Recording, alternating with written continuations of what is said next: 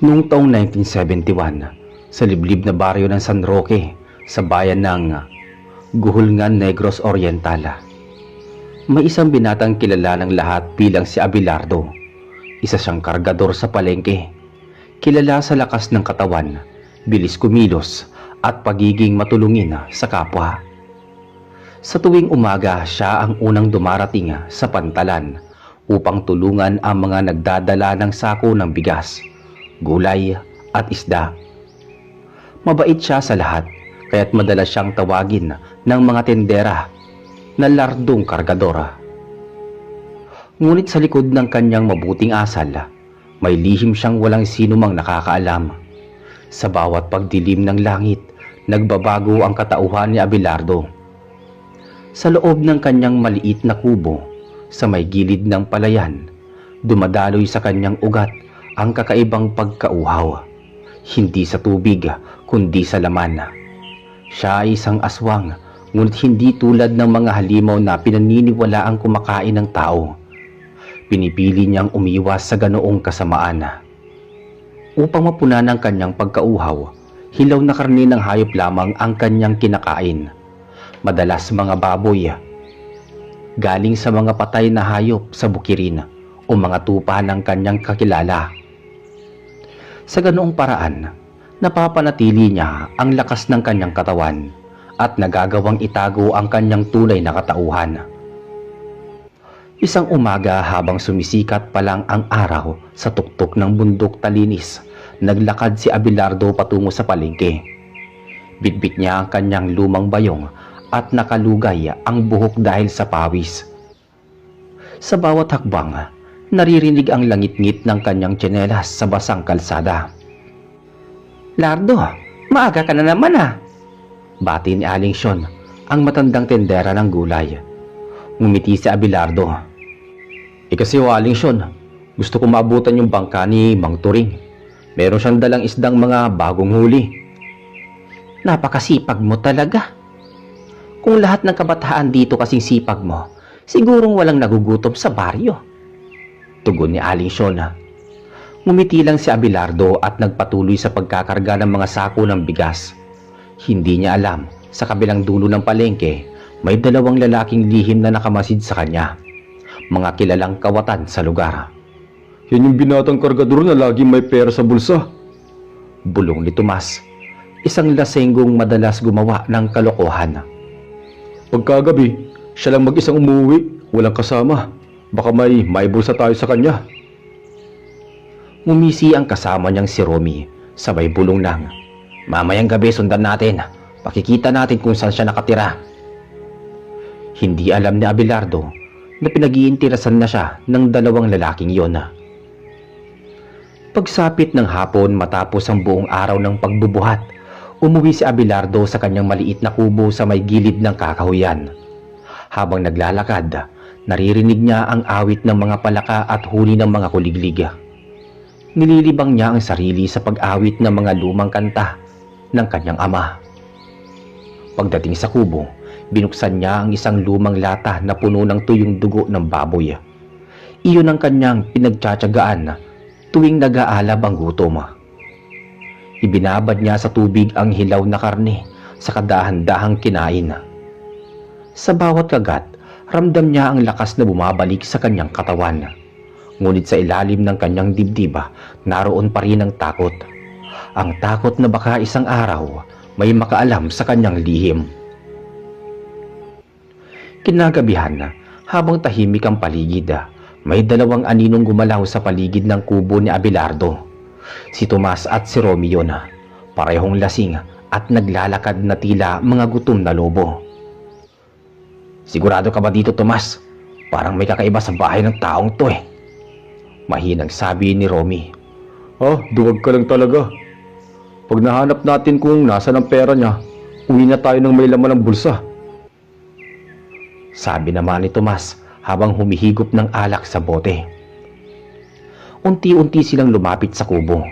Ngunit bago pa man makalapit, biglang huminto si Tomas. Narinig nila ang kakaibang tunog, parang may kaluskos sa bubungan, kasabay ng ungol ng isang nilalang. "Ano yun?" Tanong ni Romy habang nanginginig. Hindi na nakasagot si Tomas dahil sa tapat ng pinto, lumitaw si Abelardo. Nakayuko, may nangingintab na mga mata sa dilim. Ang kanyang balat ay nagbago, pumusyaw ang kulay at ang kanyang mga kuko ay humaba. Sino kayo? Malamig na tinig ni Abelardo. Napalunok si Tomas. Akala namin baka pwedeng humingi ng tulong. Ngunit bago pa niya matapos, sumipol ang hangin at tumilapo ng bote ng alak. Nabagsak ito at nabasag sa lupa. Ramdam nila ang malamig na simoy ng gabi at ang matinding presensya ng kakaibang nilalang sa harap nila. Tumakbo ang dalawa palayo. Hindi na lumingon. Naiwan si Abelardo sa harap ng kanyang kubo. Nakapikit, pilit pinipigil ang kanyang sarili. Hindi ko sila masasaktan. Hindi ako tulad ng iba. Bulong niya. Huminga siya ng malalim, saka bumalik sa loob ng bahay. Ang kanyang katawan ay unti-unting bumalik sa anyong tao. Napahawak siya sa kanyang dibdib at tumingin sa lumang larawan ng kanyang mga magulang. Nanay, tatay, hindi ko ipapahamak ang pangalan niyo. Kahit ganito ako, pipilitin kong maging tao. Kinabukasan kumalat sa baryo ang chismis. May nakita raw kagabi sa kakahuyan. 2 lasing daw na halos himatayin sa takot. Sabi nila parang halimaw daw ang nakita nila. Malalaki daw ang mga mata at mahaba ang kuko. Sabi ni Aling Siyon habang nagtitinda. Baka tikbalang lang yon o baka aswang. Marami pa rin yan sa mga bundok. Sabi ni Mang Turing. Tahimik lang si Abelardo habang nagbubuhat ng isda. Hindi siya kubibo, bagkus ay tinignan lang niya ang paligid at pinagpatuloy ang trabaho. Sa loob-loob niya, alam niyang siya ang tinutukoy ng mga iyon, ngunit hindi niya kailanman aaminin.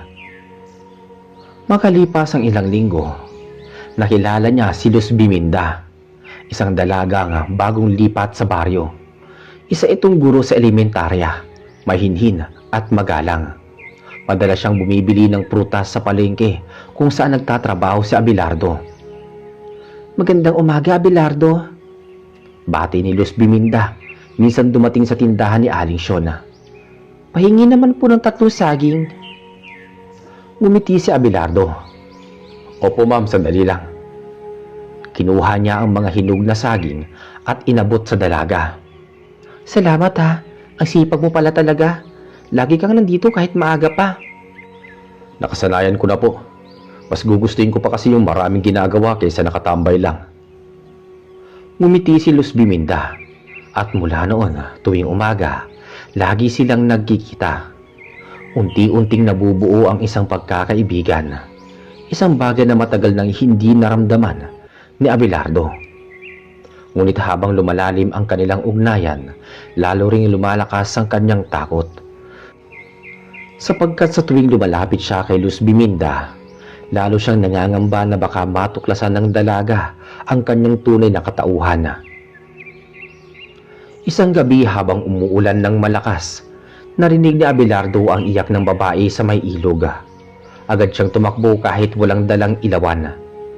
Sa kabila ng dilim, nakita niya si Luz Biminda, nakahandusay sa putikan, hinahabol ng 2 lalaking may kutsilyo. Tumigil kayo! Sigaw ni Abelardo, sabay takbo palapit. Nang makita siya ng mga lalaki, nagtawanan pa ang mga ito. Tingnan mo, may kargador na magiting. Uuwi kang duguan, lalaki. Ngunit bago pa sila makalapit, nagbago ang anyo ni Abelardo. Sa isang iglap, naging matulis ang kanyang mga ngipin at tumalim ang kanyang mga kuko. Pabilis ang galaw niya, parang hangin na dumaan sa pagitan ng mga puno.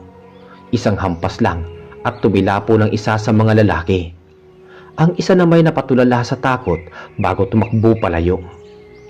Lumingon si Luz Biminda, nanginginig sa ulan. Hindi niya akalain ang kanyang nasaksihan. Ang mukha ni Abelardo ay tila kalahating tao, kalahating halimaw. Ngunit kahit ganon, dahan-dahan siyang lumapit. Abelardo, ikaw ba yan? Bulong ng dalaga. Oo, Luz, huwag ka matakot. Unti-unting bumalik si Abelardo sa normal. Isa kang aswang? Nanginginig na tanong ni Luz Biminda. Hindi siya nakasagot kaagad. Sa halip tumango siya ng mabagal. Oo, pero hindi ako pumapatay ng tao. Pinapangako ko sa iyo, hindi ako katulad ng mga halimaw sa kwento. Tahimik si Luz Biminda. Tinignan niya ang binata sa mata. At sa kabila ng lahat, nakita niya roon ang kabutihan at takot ng isang nilalang na ayaw malakit. Lumapit siya at hinawakan ang kamay ni Abelardo. Kung ganyan man ang totoo sa iyo, hindi ako matatakot. Dahil kung kaya mong ipagtanggol ang iba, mas tao ka pa sa kanila. Naluha si Abelardo. Sa unang pagkakataon, may isang taong nakakita sa kanya, hindi bilang halimaw, kundi bilang isang nilalang na may puso. Sa mga sumunod na araw, naging madalas na ang pagkikita ni Abelardo at Luz Biminda. Sa umaga nakikita si Abelardo sa palengke, kargador pa rin ng mga sako ng bigas at prutas, habang si Luz Biminda ay laging dumaraan bago pumasok sa paaralan. Minsan ay dinadalhan pa siya nito ng tinapay o kape, kapalit ng kabutihan at tulong na lagi niyang ibinibigay. Ngunit sa bawat ngiti at bawat salitang palitan nila, patuloy ang pag-aalala sa puso ni Abelardo. Alam niyang kapag dumating ang oras ng gabi, muli na naman siyang magiging nilalang na hindi maaaring ipakita sa sino man. Isang hapon habang lumalabo ang araw sa kanluran, naglakad silang dalawa pa uwi. Basang-basa pa ang daan sa kakaulan. Si Luz Biminda ay nakapayong, habang si Abelardo ay nakasabit lamang sa balikat ang basang tuwalya. Abelardo, alam mo bang marami pa ring tao dito sa baryo ang naniniwala sa mga aswang? Kahit mga estudyante ko, natatakot umuwi sa gabi.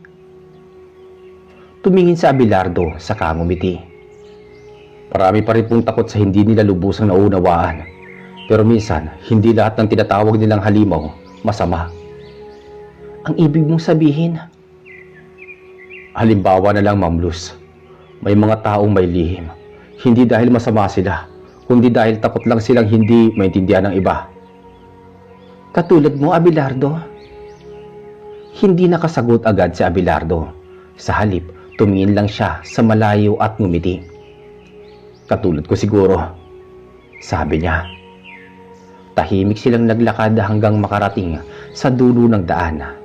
Bago sila magkahiwalay, nagpaalam si Luz Biminda. Salamat sa paghatid, Abelardo. Sana kahit minsan makasama ulit kita sa labas ng palengke. Sige po.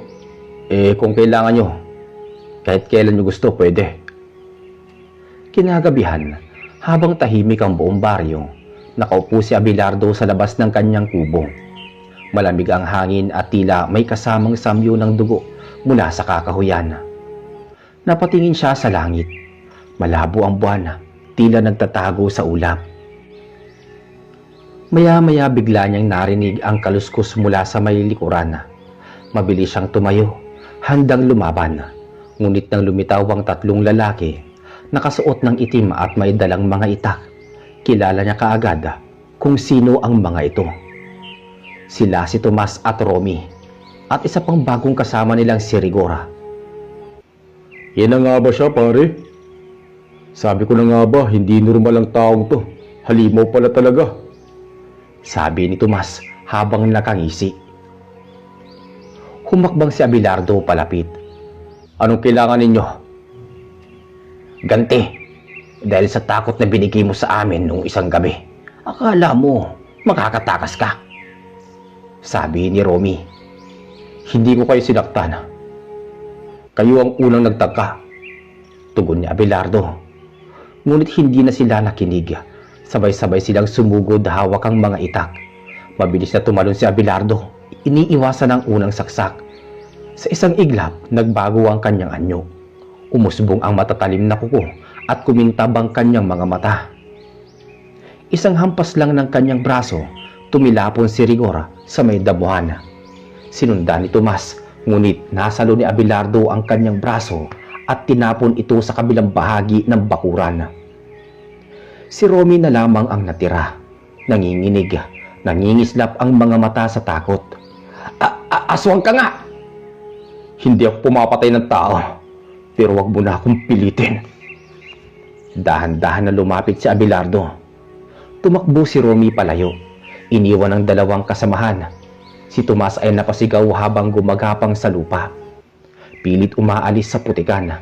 Ngunit bigla niyang narinig ang boses ni Abelardo. Umalis na kayo, bago ko makalimutan kung sino ako. Dahan-dahang umatras si Tomas, saka tumakbo rin na.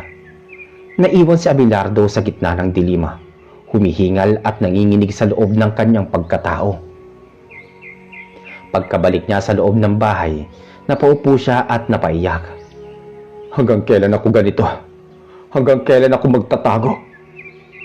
Kinabukasan, dumating sa palengke ang dalawang pulis mula sa bayan. May reklamo daw sa isang halimaw na umataki sa kagubatang kagabi. Pinuntahan nila si Abelardo dahil siya lamang ang kilalang nakatira doon. Abelardo, sabi ng isang pulis na si SPO 1 Ramirez. May nakapagsabi sa amin na ikaw daw ang huling taong nakita sa may kakahuyang kagabi. May mga dugo ang bakas doon. Ano bang nangyari? May 3 lalaki pong pumasok sa lupa ako kagabi.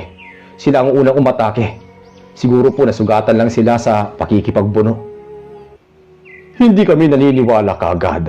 Pero kung sakaling may kinalaman ka sa mga kakaibang nangyayari sa baryo, mas mabuting sabihin mo sa amin. Wala po akong ginagawang masama. Trabaho ko ang magbuhat at tumulong. Wala po akong dahilan para manakit. Sagot ni Abelardo. Nagkatinginan ang dalawang pulis sa katumango. O sige, pero kung may mangyari ulit, ikaw ang unang kakausapin namin.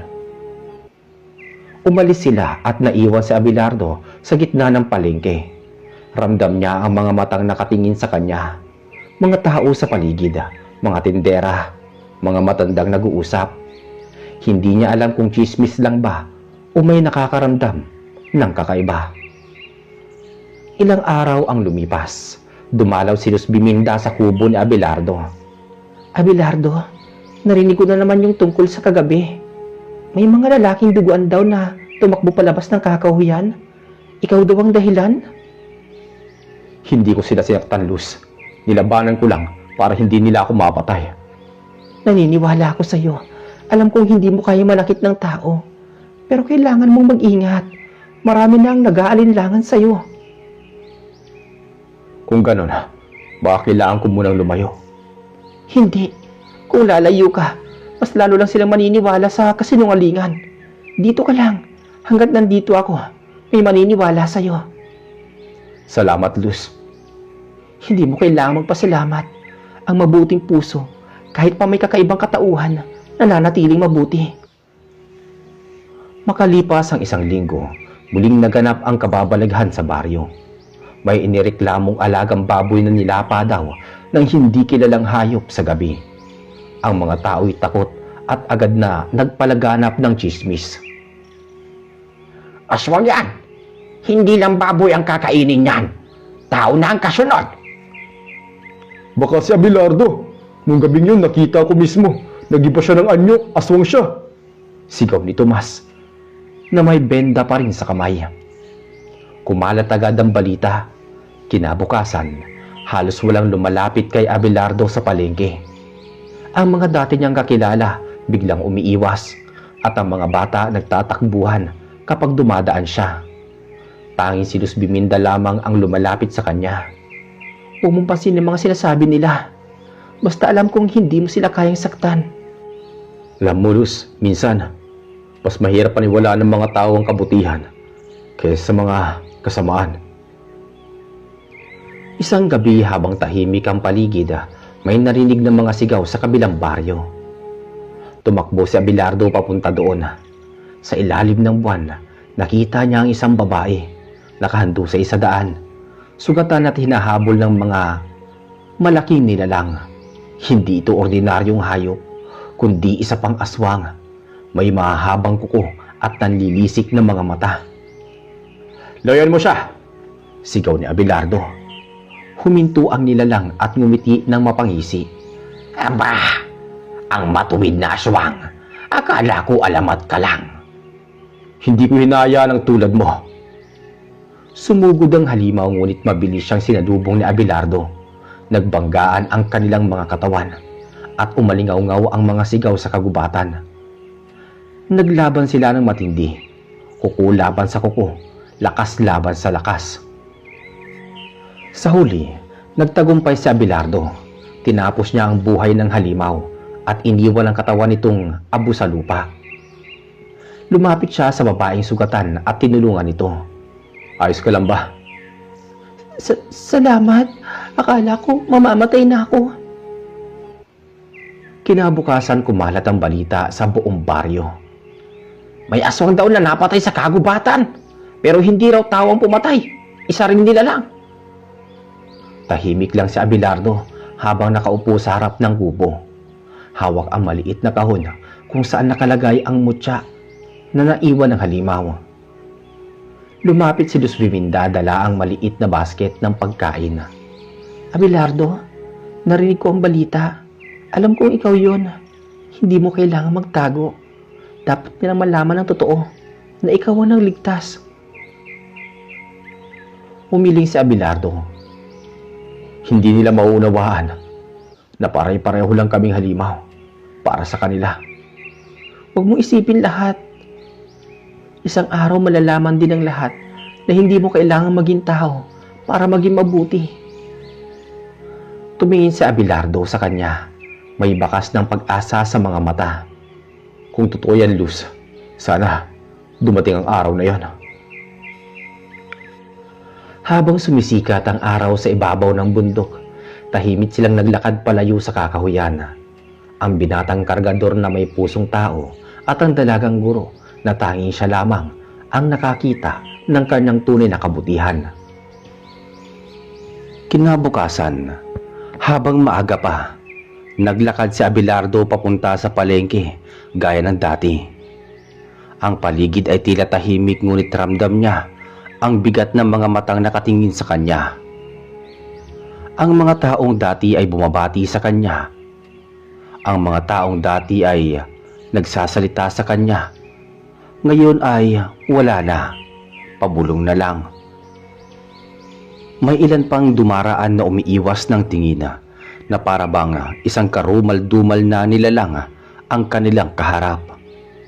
Habang binubuhat niya ang mga sako ng bigas, narinig niya ang bulungan nina Mang Turing at Aling Syon sa tapat ng tindahan. Sabi nila, may nakita raw ulit na nilalang kagabi doon sa may tabing ilog. Baka isa na naman sa mga yon. Baka naman si Abelardo ulit. Hindi ko alam pero mula nang dumating yung dalagang guro, parang mas dumadami pa ang kakaibang nangyari dito.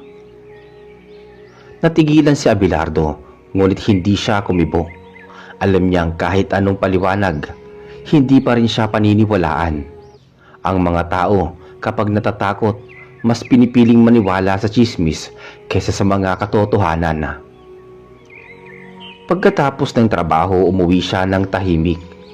Sa daan, nasalubong niya si Luz Biminda na galing paaralan.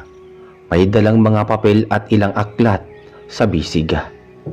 Abelardo, hindi kita nakita kanina sa palengke ha. Ayos ka lang ba? Tumango si Abelardo. Ayos lang ako, Luz. Pero parang lahat ng tao umiiwas sa akin ngayon. Parang gusto ko na talagang umalis dito. Hindi mo kailangang lumayo. Hindi lahat ng tao dito sarado ang isip. Meron pa rin mga naniniwala sa kabutihan mo. Ako, isa ko nun. Salamat, Luz. Pero minsan kahit gaano mo gustong maging mabuti, ang tingin pa rin sa'yo ng mundo ay masama. Huwag mong isipin ganon. Ang kabutihan, kahit gaano kaliit, makikita pa rin ng mga marunong tumingin. Tahimik silang naglakad hanggang sa makarating sa bahay si Luz Biminda. Bago ito pumasok, tumingin muli ito sa kanya. Mag-iingat ka, Abelardo. Hindi ko alam pero parang may mangyayaring hindi maganda. Pagsapit ng gabi, may kakaibang lamig na bumalot sa baryo. Ang hangin ay tila mabigat at ang mga aso ay nagsisigaw sa magkabilang dulo ng kalsada. Si Abelardo nakaupo sa labas ng kanyang kubo. Napatingin sa kalangitan. Sa gitna ng ulap lumitaw ang pulang buwan. Isang masamang sinyales ayon sa mga matatanda. Mula sa malayo, narinig niya ang mga yapak na tila nagmamadali. Nang tumingin siya, nakita niya si Romy basang-basa ng pawis, may sugat sa braso. Abelardo, tulungan mo kami. May mga halimaw sa gubat. Hindi ko alam kung saan galing pero marami sila. Saan banda? Sa may likod ng ilog, may nilalang na parang aso pero may pakpak. Walang pagdadalawang isip, tumakbo si Abelardo patungo sa direksyong tinuro ni Romy. Habang tumatakbo, unti-unti nang nag-iiba ang kanyang katawan.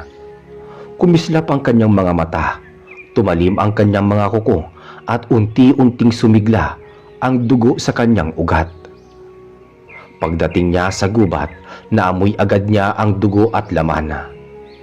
3 kalalakihan ang nakahandusay at sa ibabaw nila may 3 nilalang nakahawig ng paniki, ngunit may anyong tao. Sumigaw si Abelardo, "Umalis kayo rito!" Isa sa mga nilalang ang humalakhak. "Huli ka na, kapatid. Tagal na kitang hinahanap. Abelardo, ikaw ang tumalikod sa lahi natin." "Wala akong lahi na mamamatay tao," sabi ni Abelardo. "Hindi mo matatakasan kung sino ka. Ngayon, ipapakita namin sa'yo kung anong ibig sabihin ng pagiging tunay na aswang." Sumugod ang 3. Sa isang iglap, nagbanggaan ang mga anino sa gitna ng dilima. Ang mga punong kahoy ay natumba at ang hangin ay umikot sa lakas ng kanilang laban. Si Abelardo ay mabilis na tumalon sa taas ng sanga at sinunggaba ng isa sa mga halimaw. Isang hampas lang ng kanyang kamay na bali ang liig ng kalaban. Ngunit hindi pa siya nakahinga ng maluwag dahil ang isa ay biglang tumira mula sa likod. Tumama sa balikat niya ang matalim na kuko.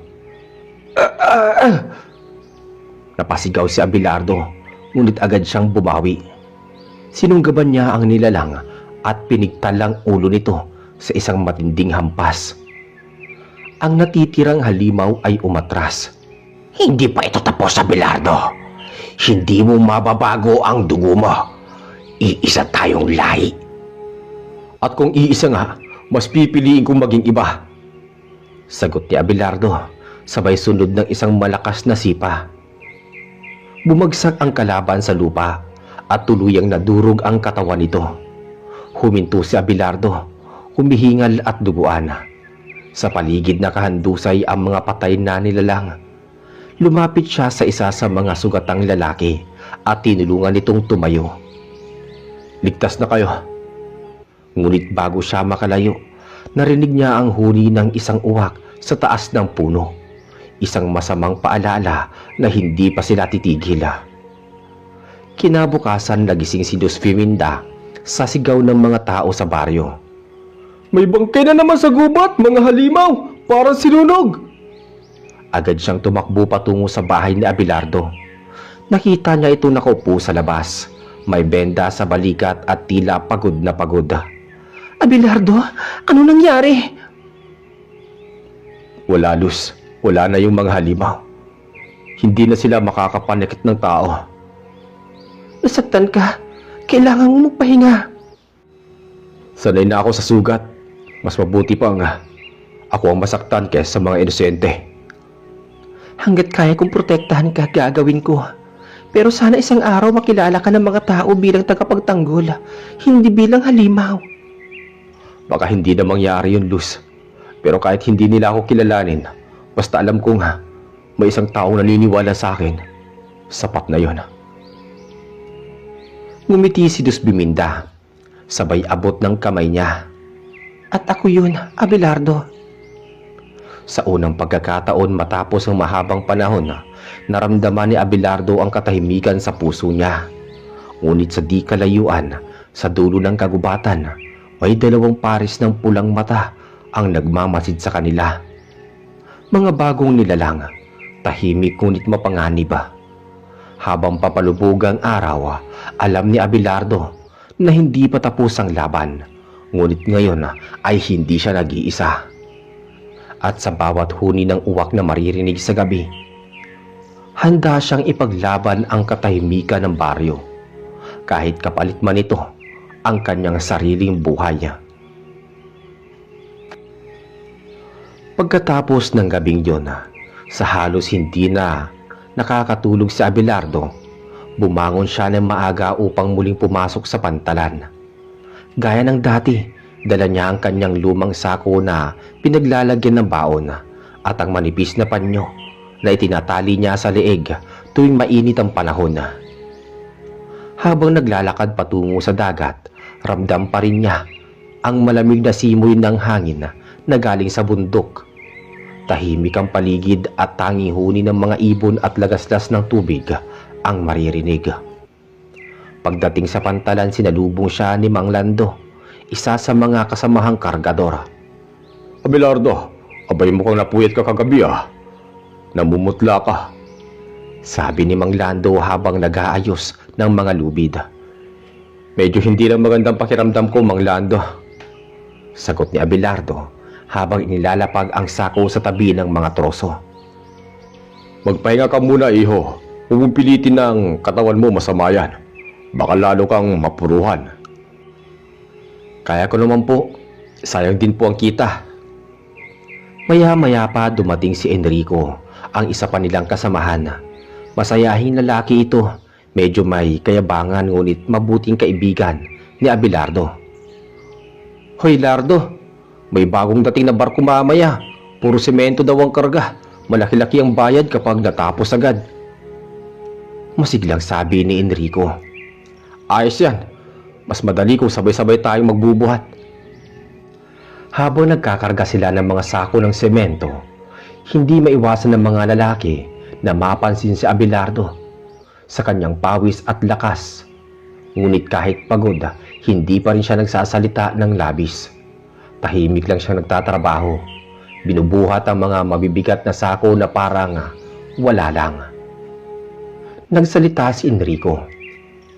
Lardo, parang hindi ka napapagod Para kang may taglay na kakaibang lakas. Biro nito habang naglalakad patungo sa bodega. Ngumiti lang si Abelardo, pilit na iniiwas ang tingin. Sanay lang siguro ako, Rico. Bata pa kasi ako, ganito ang trabaho ko Sa loob-loob niya, alam niyang hindi yun totoo. Ang lakas na taglay niya ay hindi pangkaraniwan.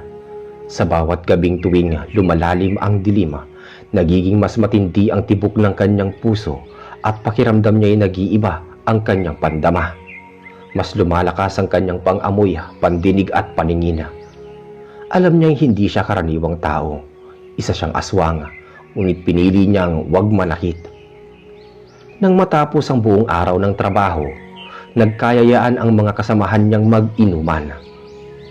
Lardo, tara! May dala akong lampalog, pampawala ng pagod. Sabi ni Enrico. Pas muna ako, Rico.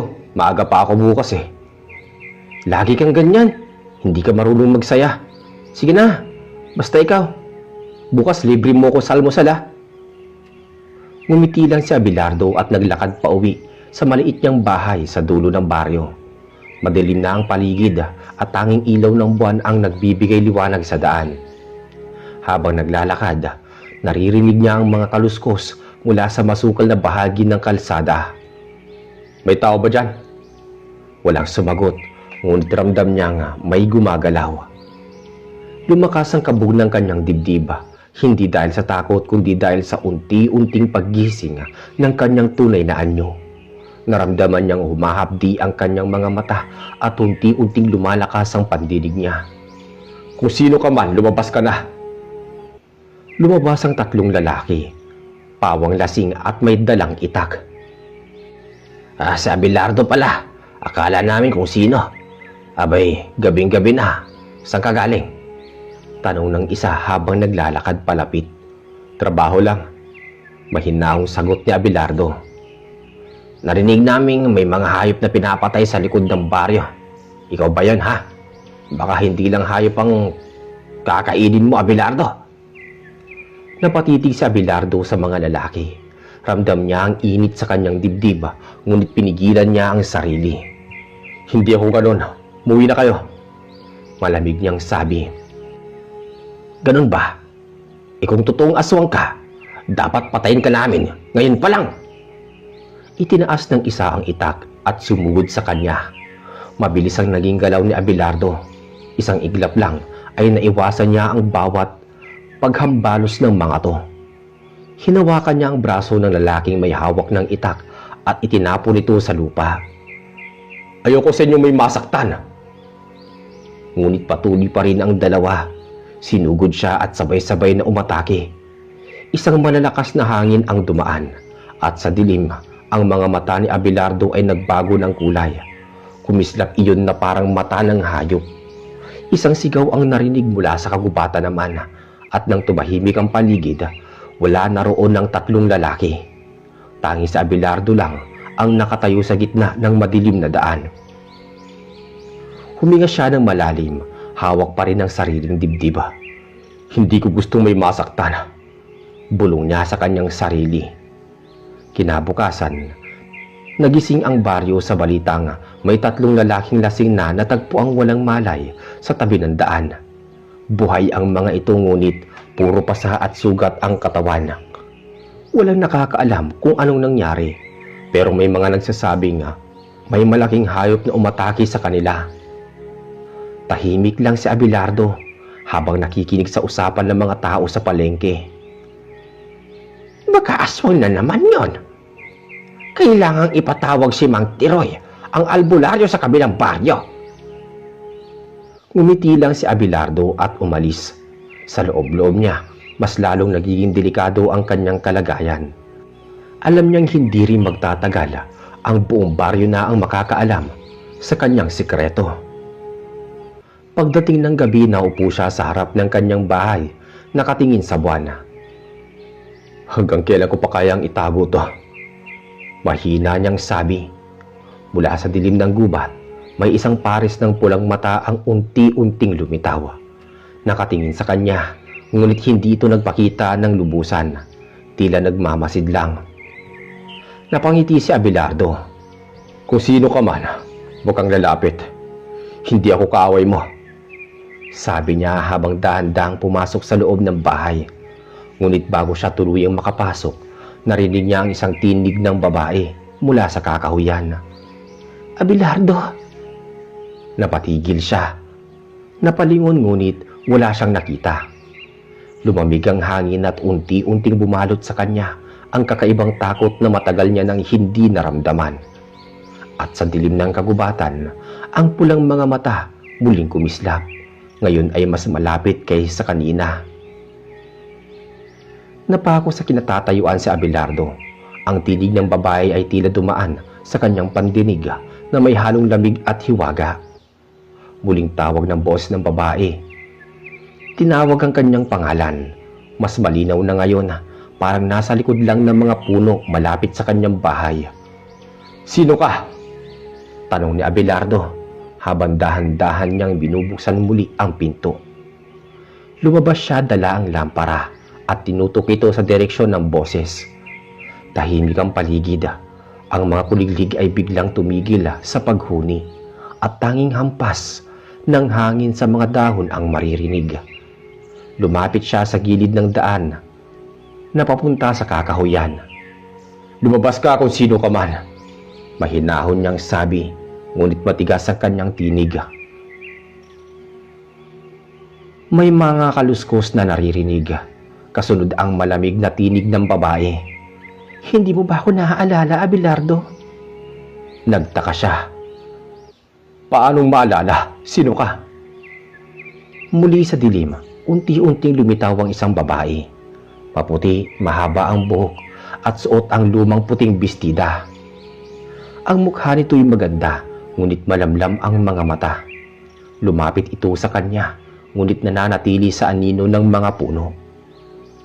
Matagal na kitang pinagmamasdan, sabi ng babae. Tuwing gabi, tuwing nag-iisa ka, naririnig ko ang sigaw ng iyong puso. Naramdaman ni Abelardo ang pag-igting ng kanyang mga ugat. Hindi niya alam kung tao o nilalang ang kaharap niya, ngunit may kakaibang pamilyaridad sa boses nito. Anong kailangan mo sa akin? Hindi ako kaaway, Abelardo. Ako si Celia, ang babae niligtas mo noon sa ilog. Celia? Ikaw yung bata noon? Yung nalunod? Oo, ako yun. Pero matagal na akong hindi kabilang sa mundo ng mga tao. Napalunok si Abelardo. Ibig mo sabihin isa kang... Engkanto. Hindi ako aswang. Ngunit nakikita ko ang katotohanan sa iyong anyo, Abelardo. Alam kong hindi ka masama. Ako naman isang engkanto. Uulitin ko. Tahimik si Abelardo. Pinagmasdan niya si Celia na bahagyang lumalapit. Sa tuwing umiihip ang hangin, tila nagiging malabo ang anyo nito. Parang usok. Kung alam mong hindi ako masama, bakit mo ako sinusundan gabi-gabi? Dahil nakikita kong lumalapit na sa'yo ang kapahamakan. May mga tao naghahanap sa'yo. Ang 3 lalaking sinaktan mo, nakaligtas sila. At ngayon, ipinapatawag nila si Mang Tiroy ang albularyo. Gusto nilang patunayan na isa kang nilalang ng kadiliman. Hindi ko sila gustong saktan. Sila ang unang umatake. Alam ko, pero sa mata ng mga tao, mas madali nilang paniwalaan na isa kang halimaw. Tahimik na naglalakad pabalik ng bahay si Abelardo habang kasunod si Celia na parang hangin lamang. Kung ganoon, anong dapat kong gawin? Maganda ka. Bago sumapit ang 3 gabi mula ngayon, pupunta sila rito. May dala silang langis, bawang at mga dasal. Hindi mo sila mapipigilan. Hindi ako lalaban. Kung yun ang kapalit, para mapanatiling kapayapaan, tatanggapin ko. Lumapit si Celia at sa unang pagkakataon tumapak siya sa liwanag ng lampara. Nakita ni Abelardo ang malungkot nitong ngiti. Hindi mo kailangang mamatay para lang mapatunayan na mabuti ka, Abelardo. Kung aalis ka ngayon, may lugar sa hilaga ng Lintaon kung saan hindi ka maaabot ng mga albularyo. Doon ka magtago. Hindi ako duwag. Dito ako pinanganak. Dito rin ako mananatili. Kahit aswang ako, may puso pa rin akong tao. Bago pa makasagot si Celia, may narinig silang mga yapak mula sa malayo. May mga taong may dalang ilawan. Dumating na sila ng mas maaga. Hindi pa man lumilipas ang 3 gabi. Narito na sila. Mabilis na pinatay ni Abelardo ang lampara at tumakbo papasok ng bahay. Sa labas naririnig niya ang boses ni Mang Tiroy. Sigurado akong dito nakatira ang aswang na yan. Amoy ko ang dugo sa paligid. Nagtago si Abelardo sa likod ng pinto. Hawak ang rosaryo na bigay ng kanyang yumaong ina. Bagamat alam niyang hindi iyon epektibo sa kanyang lahi, may simbolo itong nagpapaalala sa kanya na minsan siyang naging tao. Abelardo, lumabas ka dyan. Alam namin hindi ka ordinaryong tao. Sigaw ni Enrico mula sa labas. Sumilip si Celia sa bintana. Marami sila. May dalang sibat at itak at bote ng langis. Hindi mo kayang harapin mag-isa. Samantala lumabas ng bahay si Abelardo walang takot. Ngunit may kalungkutan sa mga mata. Kung gusto niyong patayin ako, gawin niyo. Pero bago niyo yan gawin, sagutin niyo muna ako. May nakita na ba kayong pinatay ko? Tahimik ang lahat. Tanging si Mang Tiroy lang ang sumagot. Wala kaming nakita, pero hindi mo may tatago ang amoy ng laman at dugo sa paligid. Kung laman ng hayop yon, kasalanan ko ba? Kung yun lang ang kaya kong kainin para mabuhay. Hindi ka dapat nabubuhay sa mundong ito. Sigaw ng isang lalaki, sabay sibat sa kanya. Mabilis na nakaiwas si Abelardo. Sa isang iglap, tumakbo siya sa gitna ng dilim. Mabilis na parang hangin. Sa bundok siya pupunta. Habulin niyo! Sigaw ni Enrico. Tumakbo si Abelardo patungo sa kagubatan. Kasunod ang mga taong may dalang ilawan. Si Celia naman ay nag-anyong hamog at sumunod sa kanya. Nagmamasid mula sa hangin. Habang tumatakbo si Abelardo, naramdaman niyang unti-unti nang lumalabas ang kanyang tunay na anyo. Lumalakas ang kanyang mga paa, humahaba ang mga kuko, at ang kanyang balat ay nagiging abuhin. Ngunit pinilit niyang pigilan ito. Ayaw niyang lumaban. Abelardo, sa kanan. May daan patungo sa talon. Doon ka magtago. Sumunod si Abelardo. Humahabol pa rin ang mga tao. At sa di kalayuan, may narinig siya na isang sigaw. Sigaw ni Mang Tiroy na may binibigkas na orasyon. Sa tuwing binabanggit iyon ng albularyo, nakakaramdam siya ng matinding hapdi sa kanyang dibdib. Para bang sinusunog ang laman niya mula sa loob. Napasigaw siya. Labanan mo, Abelardo. Huwag mo hayaang mamatay ka sa kamay nila. Hindi mo to kasalanan. Ngunit nang lingunin niya ang mga tao, nakita niyang isa sa kanila ay si Enrico, ang matalik niyang kaibigan. Hawak nito ang sibat at nakatingin sa kanya nang may galit. Rico, kaibigan kita. Hindi kita kaibigan. Niloko mo kami. Aswang ka pala. Bago pa makaiwas si Abelardo, tumama ang sibat sa kanyang balikat. Napaluhod siya sa sakit habang ang mga tao ay nagsisigawan na lumalapit. Ngunit bago pa siya maabot, isang malakas na ihip ng hangin ang bumalot sa paligid. Naglao sa harap nila si Abelardo kasabay ni Celia na nagmistulang alon ng usok.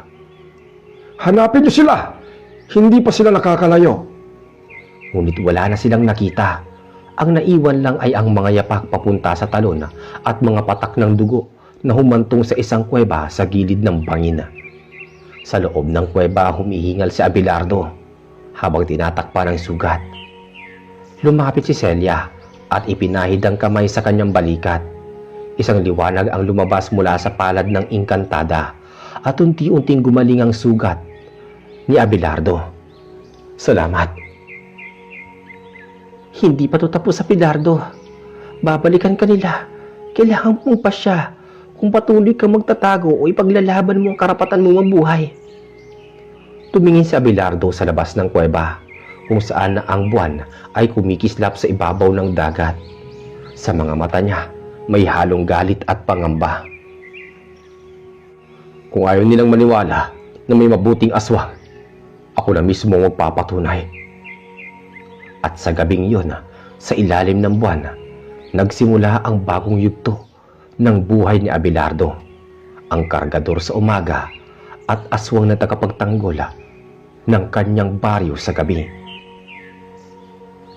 Sa paulit-ulit na ginagawa yun ni Abelardo, nagawa niyang makuha ang loob ng mga tao. At dahil doon, natanggap siya ng mga ito.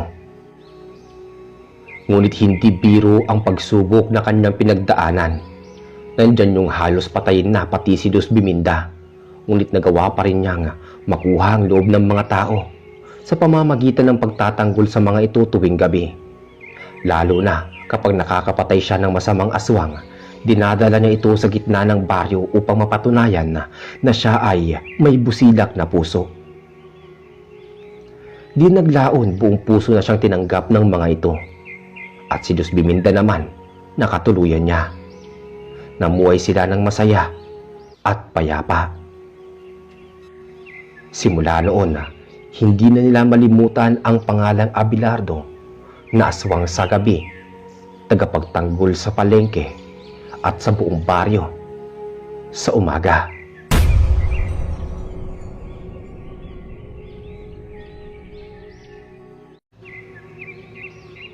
Sa isang tagong baryo na matatagpuan sa bayan ng San Mateo, ay makikita ang isang batang lalaki habang umiiyak at walang patid ang pagluha nito. Paulit-ulit niyang tinatawag ang pangalan ng kanyang ina at kapatid na kapwa mga wala ng buhay. Maaga pa lang ay gising na si Manuel, 10 taong gulang at nasa 3 baitang sa elementarya ng mababang paaralan ng San Rafael. Bago umalis ay malambing pa siyang humalik sa impis na pisngin ng kanyang ina na si Aling Lourdes. Samantalang ang kuya naman niyang si Pipito, 13 taong gulang, ay mahimbing pa rin natutulog sa silid nito. Dahil malayo ang bahay nilang mag-ina, ay kinakailangan pang maglakad ni Manuel ng halos kalahating oras at may ilog din siyang tatawirin bago marating ang paaralan. Tandang-tanda pa ni Manuel ang matamis na ngiti ng kanyang ina habang kumakaway sa kanya. Hindi niya sukat akalain na yun na rin pala ang kahuli-hulihang pagkakataon na masisilayan niya ang ngiting yun. Alas 5 ng hapon, nag-uunahang lumabas ang mga estudyante. Nakipag-unahan din si Manuel dahil iba ang pakiramdam niya ng mga sandaling yun. Habang nagkaklase ang kanyang guro sa Filipino, ay biglang kinabahan si Manuel, bagay na kanyang ipinagtaka dahil yun ang kauna-unahang pagkakataon na nangyari sa kanya yun. Pagkatawid sa ilog ay binagtas ni Manuel ang daan pauwi sa kanila. Nang bigla siyang nakarinig ng mga taong malalakas ang boses habang nag-uusap sa unahan. Pawang boses ng kalalakihan ang kanyang naririnig, kaya bigla siyang kinabahan. Mabilis siyang nagkubli sa katawan ng isang malaking puno. Pinakiramdaman niya ang mga kalalakihan, at nang makasigurado siya na papunta sa direksyon niya ang mga ito, ay halos lumabas na ang kanyang puso sa lakas ng pagkabog ng kanyang dibdib. Oh, sinigurado ba ninyo na wala man lang nakakita? Pag nagkataon, mayayari tayo sa ating amo. Malakas na turan ng isang lalaking bigotilyo. Mula sa pinagkukublihang malaking puno, ay nakita ni Manuel ang mga mukha ng may 11 kalalakihan.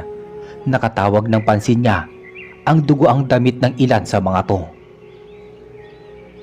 Hanggang sa napatitig na rin siya sa kulay pulang balde na bitbit ng isa sa grupo. Lalo pa siyang kinabahan at laman ng kanyang isip ang ina at kapatid. Nang makita ni Manuel na malayo na ang grupo, ay sakalang siya lumabas sa pinagkukublihan. Kumari pa siya ng takbo pa uwi sa kanilang bahay. Malayo pa lang ay tanaw na ni Manuel ang kanilang bubungan. Kakaiba talaga ang kanyang pakiramdam. Yung pakiramdam na para bang may hindi magandang nangyari. Hanggang sa wakas ay narating na nga ni Manuel ang kanilang tarangkahan. Nakita niya na bahagyang nakabukas ang pintuan ng bahay nila. Mula sa tarangkahan ay nanibago si Manuel. Kapag ganong oras kasi ay nagsisiga na sa gilid ng kanilang bahay ang kuya niyang si Pipito. Maging ang nanay niya ay sanay na siya na nakaupo ito sa kanilang pintuan habang nag-aabang sa kanyang pagdating. Nakabibingi ang katahimikan ng buong paligid. Sa kabila ng takot at pag-aalinlangan ay nagawa pang tawagin ni Manuel ang nanay niya. Subalit nakakailang tawag na siya ay wala man lang sumasagot. Wala din siyang naririnig na kahit ano mula sa loob ng bahay nila. Hindi na nakatiis pa si Manuel. Patakbo na siyang pumasok sa loob ng kanilang maliit na bahay. Napuntahan na niya ang silid nilang magkakapatid, ngunit wala ang kuya niya Pipito doon. Sumunod ang silid ng kanyang nanay, ngunit maayos naman ang higaan nito. Napaiktad si Manuel nang makarinig siya ng huni ng isang agila. Dumaloy ang kilabot sa buong katawan niya habang patuloy pa rin sa paghuni ang agila sa ganong oras kung kailan papadilim na. Patakbong pumunta sa kusina si Manuel. Nagbabakasakali na nandoon ang kanyang ina at kapatid. Napansin niya ang nagkalat na ilang piraso ng kahoy panggatong sa ibaba ng kanilang saingan. Magulo din ang ayos ng saingan. "Inay, kuya, nandito na ako!" Bahagyang sigaw niya. Patuloy sa paghuni ang agila sa himpapawid. Tansya ni Manuel na malapit lang ito sa bahay nila. Hanggang sa natawag ang kanyang pansin nang makita ang tila kulay pulang likido sa pintuan palabas ng kusina nila. Nanginginig ang mga tuhod na humakbang si Manuel at dama niya ang malakas na kaba sa kanyang dibdib. Napalunok ng sariling laway si Manuel at napahagulgul ng iyak nang tumambad sa kanyang harapan ang dugo ang katawan ng kanyang ina at kuya niyang si Pipito. Nanlaki ang mga mata niya at hindi makapaniwala sa kanyang nasilayan. Wasak pareho ang dibdib nito at may malaking hiwa sa tiyan. Kapwa wala ng buhay at naliligo sa sarili nilang dugo ang dalawa. Pakiramdam ni Manuel ay biglang lumaki ang ulo niya at kumapal ang anit niya sa ulo. Dahan-dahan siyang lumuhod at hinawakan ang impis na pisngi ng ina. Nay! Kuya Pipito! Bakit ninyo ako iniwan? Sinong may gawa nito sa inyo? Umiiyak na sigaw ng batang si Manuela. Hindi alam ni Manuel kung paano at saan hahawakan ang dalawa. Sinuri niya ang katawan ng mga ito at madali niyang nakita ang malalim na tama ng itak sa iba't ibang bahagi ng katawan ng kanyang nanay at kapatida. Biglang naalala ni Manuel ang mga duguang damit ng grupo ng kalalakihan na kanyang nakita.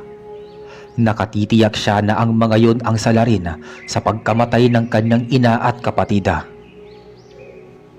Sa patuloy na panaghuhi ng batang si Manuel, tila nakiramay naman ang panahon nang makarinig siya ng sunod-sunod na pagkulog.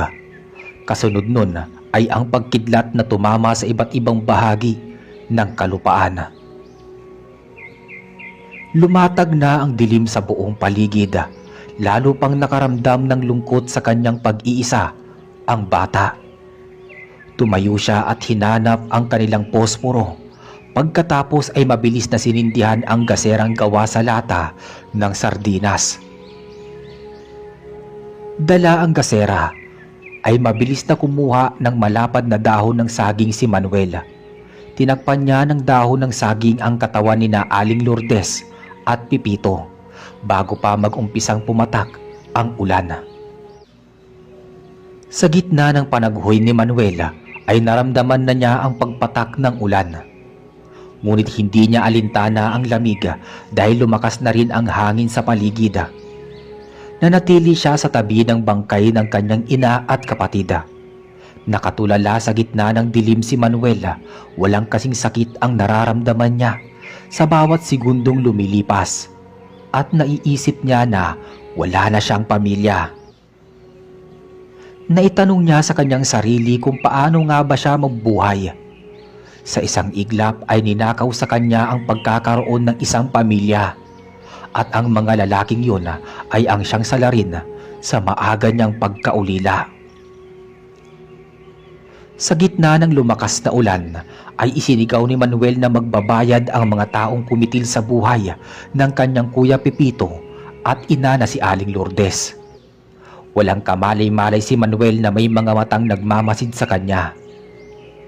Mula sa himpapawid ay pabulusok na pinuntriya ng isang malaking agila ang kinauupuan ni Manuela. Nakaramdam siya nang dumapo ang agila sa kanyang balikat. Hinayaan na lang ni Manuel kung ano man ang gustong gawin nito sa kanya. Dahil sa mga oras na yun ay puno ng galit ang puso ni Manuel. Galit sa mga taong pumaslang sa kanyang ina at kapatid. Tahimik lang na nakadapo sa kanyang balikat ang ibon at ilang sandali ang lumipas, biglang natigilan si Manuel nang may matigas na bagay ang pumatak sa kanyang tagiliran na nagmula sa agila. Namalayan na lang niya na lumipad na palayo ang agila. Dahan-dahang tinignan ni Manuel ang ibabang bahagi ng kanyang tagiliran. Napakunot noo siya nang makita ang isang kulay itim na bilog na bagay. Ano kaya tong bagay na to? Saka bakit kaya hindi ako sinaktan ng agila na yun? Bulong ni Manuel. Dinampot ni Manuel ang bilog na bagay. Naramdaman niya na mainit-init pa ito at matigas. Naisip niya na malamang ay sa loob ng katawan ng agila nagmula ang itim na bagay na yun. Pinakititigang maigi ni Manuel ang bilog na bagay. Inalog-alog din niya para ba itong isang buto ng prutas. Tumingala si Manuel sa madilim na kalangitan at hinanap sa himpapawid ang agila, ngunit hindi niya na ito nakita pa. Naisipan niyang itago ang bilog na bagay sa kanyang bulsa. saka binalikan ang bangkay ng kanyang ina at kapatid. Humingi ng tulong si Manuel sa kanilang kapitan dahil sa nangyari ay binalot ng takot ang buong baryo. Ang masamang nangyari sa mag-ina ay naging palaisipan sa lahat kung sino ang may kagagawan. Sa plaza ibinurol ang nanay at kapatid ni Manuel. Ang kapitan nila ang nagdesisyon noon para makalikom ng sapat na pera upang maipalibing ng maayos ang mag-ina. Marami ang nakipaglamay sa unang gabi pa lang. Magkaganon pa man ay nakabantay ang tanod sa lamay at naglilibot na rin sa buong baryo. May usap-usapan kasi sa isang magkokopra ang nakakita sa grupo ng mga armadong kalalakihan sa gubat. Samantala sa isang tagong lugar sa gubat ay matatagpuan ang isang grupo ng mga nakakatakot na kalalakihan. Sigurado ba kayong walang nakakita sa inyo noong kinuha ninyo ang laman loob ng mag-ina? Tanong ng pinuno ng grupo. Opo amo, medyo tagong lugar ang bahay nila kaya malayo sa baryo. Kaya walang ibang tao doon. Sagot ng kanang kamay nito. Nasa isang malawak na lupain sa gubat ang grupo na yon. Nagtayo sila ng mga kubo at isang malaking pwesto para sa mga makabagong kagamitan. Kung susuriin ay kumpleto ang gamit ng grupo at mapapaisip ang sino man kung saan nila ginagamit ang mga yon. Samantala, makalipas ang isang linggo, ay madamdaming inilibing na ang mag-inang sina Aling Lourdes at Pipito. Nakauwi na ang lahat ng nakipaglibing subalit nagpaiwan at nakatulala pa rin si Manuela habang pinagmamasdan ang puntod ng kanyang ina at kapatid. Isinusumpa ko, inay kuya, ipaghihiganti ko ang ginawa nila sa inyo. Sigaw ni Manuela. Napahawak siya sa kanyang bulsa at napaisip nang makapa ang bagay na nagmula sa agila. Kinuha ni Manuel ang itim na bagay at tinitigan ng mabuti. Sayang, wala kang buhay. Ang pinagmulan mong agila na nakasaksi sa nangyari sa pamilya ko. Maaari sana niyang ikuwento sa akin ang lahat. Wika ni Manuela. Sa di malamang dahilan, pagkatapos sabihin ni Manuel ang mga salitang yun, ay bigla na lang nag-init ang kanyang palad. Di sinasadyang nabitawan niya ang hawak na bilog na bagay. Napaisip ang batang si Manuel kung bakit pangalawang beses na naramdaman niya ang pag-iinit ng bagay na nagmula sa agila. Akmang dadamputin niya ito nang makarinig siya ng huni ng agila sa himpapawid. Tumingala si Manuel at nagulat siya nang makitang papunta sa kinatatayuan niya ang agila. Ibinuka ni Manuel ang kanyang palad at inisip niya ang itim na bilog na bagay ang pakay sa kanya ng naturang agila. Subalit, katulad noong una, ay dumapo ito sa balikat niya. Pinakiramdaman niya ang susunod na gagawin ng agila. Inilapit ni Manuel sa mukha ng ibon ang itim na bagay. Kuhain mo na. Naiwan mo to nung unang nagpakita ka sa akin. Wika ni Manuela. Yumuko naman ang ibon at tinignan ang itim na bagay. Nagulat si Manuel sa sumunod na ginawa nito. Gamit ang dalawang paa ay kinuha ng agila ang itim na bagay at itinapat sa bibig ni Manuela. Hindi maunawaan ng bata ang ibig sabihin ng agila. Tumatanggi siya sa pamamagitan ng pagsalag ng kamay sa paa ng ibon. Hanggang natigilan siya at napamulagat nang makarinig siya ng isang boretonong boses. Gusto mong may paghiganti ang nangyari sa nanay at kapatid mo, hindi ba? Lunugin mo ang bagay na ito at malaki ang matutulong nito para magapi mo ang mga taong kumitil sa buhay nila. Wika ng boretonong boses na nagmula sa loob ng agila. Nahihintakutan na kinuha ni Manuel ang itim na bagay sa paa ng agila. Pagkatapos ay tinitigan niya ito at nag-isip kung susundin ba niya ang sinabi ng ibon. Nang maalala ni Manuel ang karumal-dumal na sinapit ng kanyang ina at kapatid, ay nilukob ng puot at galit ang kanyang puso. At ang tanging nais niya ay pagbayarin ang mga walang hiyang salarin. Bagamat hindi niya alam kung para saan ang itim na bagay na yun, ay walang pag-aalinlangan na nilunok niya ang itim na bagay. Pinakiramdaman ni Manuel ang sarili sa magiging epekto ng itim na bagay sa katawan niya. Binabati kita dahil tinanggap ka ng anting-anting. Gamitin mo sa tama at paniningil sa mga taong nagkasala sa iyo. Subalit ang anting-anting na yan ay kailangang pakainin mo ng dasal tuwing araw ng Martes at Biyernes. Wika ng mahiwagang boses sa loob ng katawan ng agila. May mga ibinilin pa kay Manuel ang agila bago ito lumipad pa itaas sa himpapawid. Naiwan naman ang bata na puno ng katanungan sa isip kung paano nga ba makakatulong sa kanya ang anting-anting na ipinagkaloob sa kanya ng agila. Sa patuloy na paglipas ng mga araw, mag-isang namuhay sa kanilang bahay si Manuel. May mga gabing umiiyak siya sa pagdadalamhati. Hinahanap-hanap niya ang pagkalinga ng kanyang ina na si Aling Lourdes. Ganon din ang masasayang alaala nila ng kuya niyang si Pipito. Hanggang sa makatulugan na lang ni Manuel ang pag-iyak at pangungulila sa kanyang ina at kapatid. Dahil sa nangyari, ay nag-alaga ng aso ang batang si Manuel. Para sa kanya, ay mas mabuti na yung may kasama siyang aso. Kahit papaano, ay malalaman agad niya kung may ibang tao ba sa labas ng kanilang tarangkahan. Isang madaling araw, nalimpungatan si Manuel dahil sa malakas na kahul ng kanyang alagang aso.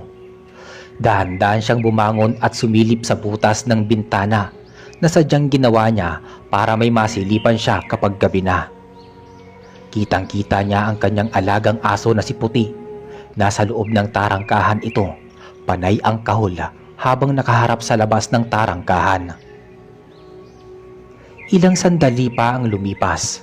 Patayo na sana si Manuel sa kanyang kinauupuan nang biglang bumulaga sa harapan ng labas ng tarangkahan ang tatlong kalalakihan. Takot na napatitig si Manuel sa mukha ng tatlo. Subalit madilim ang paligid dahil mag-aalas 3 pa lang noon ng madaling araw. Noong una punta natin dito, hindi ba walang aso? Bakit biglang nagkaroon na ngayon? Hindi kaya may kamag-anak pa yung mag-inang yun? At sila ang nakatira sa bahay na yan ngayon? Wika ng isa sa tatlong lalaki. Nagrigo doon ang dibdib ni Manuel. Magkahalong takot at galit ang kanyang nararamdaman sa mga sandaling yon. Alam niya na ang kalalakihang nasa labas ay siyang mga pumatay sa kanyang ina at kapatid. Tumayo na si Manuel at mabilis na nakapagtago sa ilalim ng kanyang papag. May ginawa siyang sikretong pwesto na tagos sa labas ng bahay nila at hindi agad mahahalata ng sino man na may sikreto palang daan palabas ng bakuran nila. Mula sa pinagtataguan ay napakuyom ng kamao si Manuel nang marinig ang malakas na iyak ni Puti. Nakakasigurado siya na may ginawang hindi maganda sa kanyang alagang aso ang kalalakihang yun.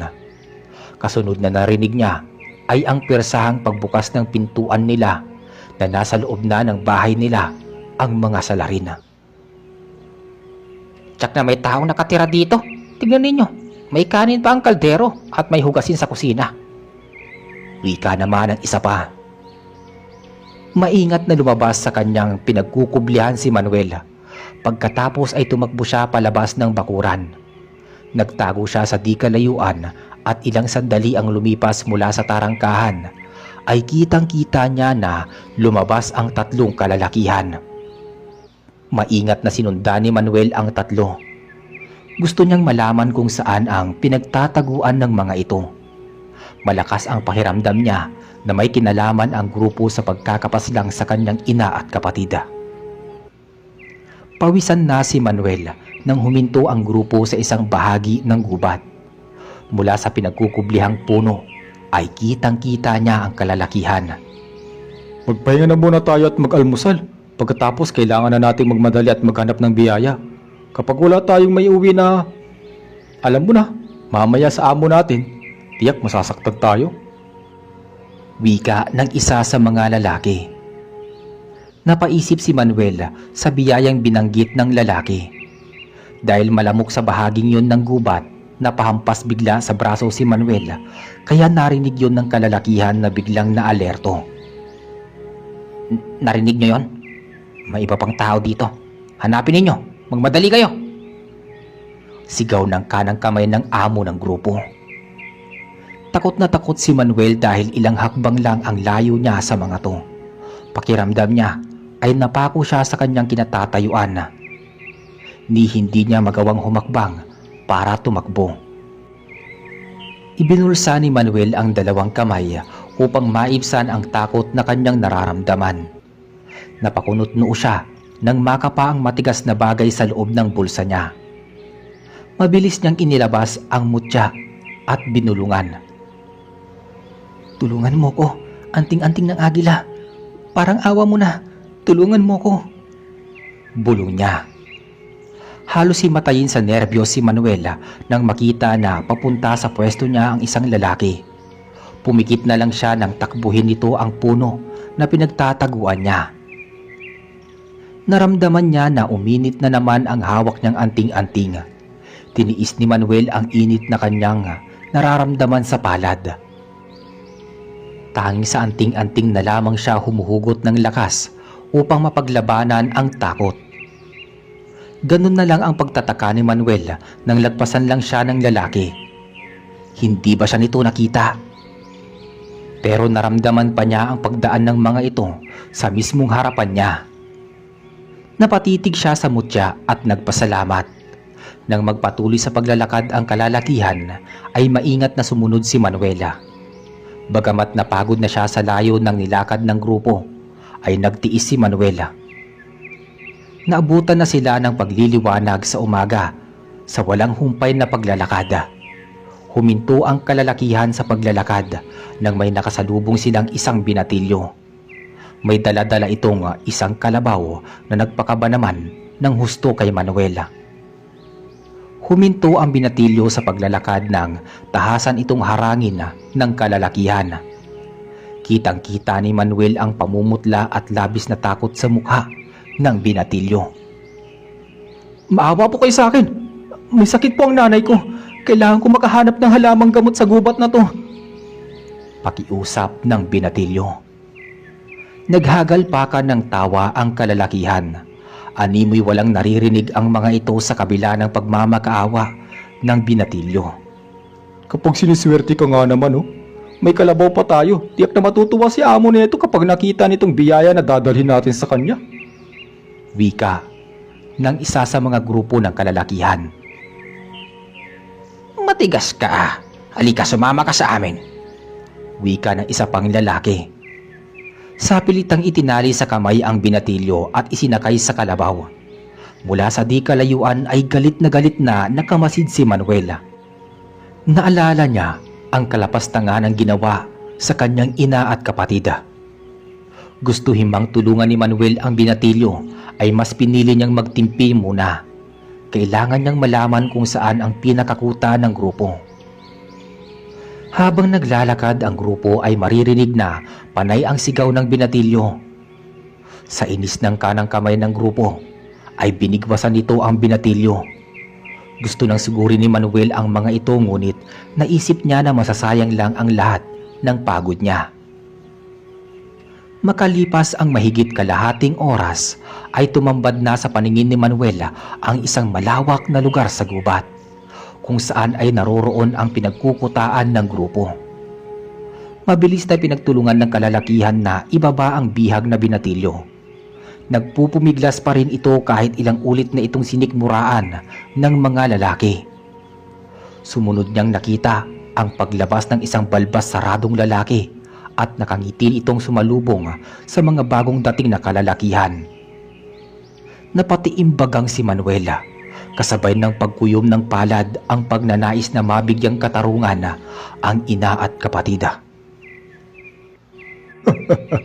Maaasahan ka talaga, Gordon. Malaki-laki ang kikitain natin sa isang yan. Wika ng balbas saradong lalaki. Mga walang hiya kayo.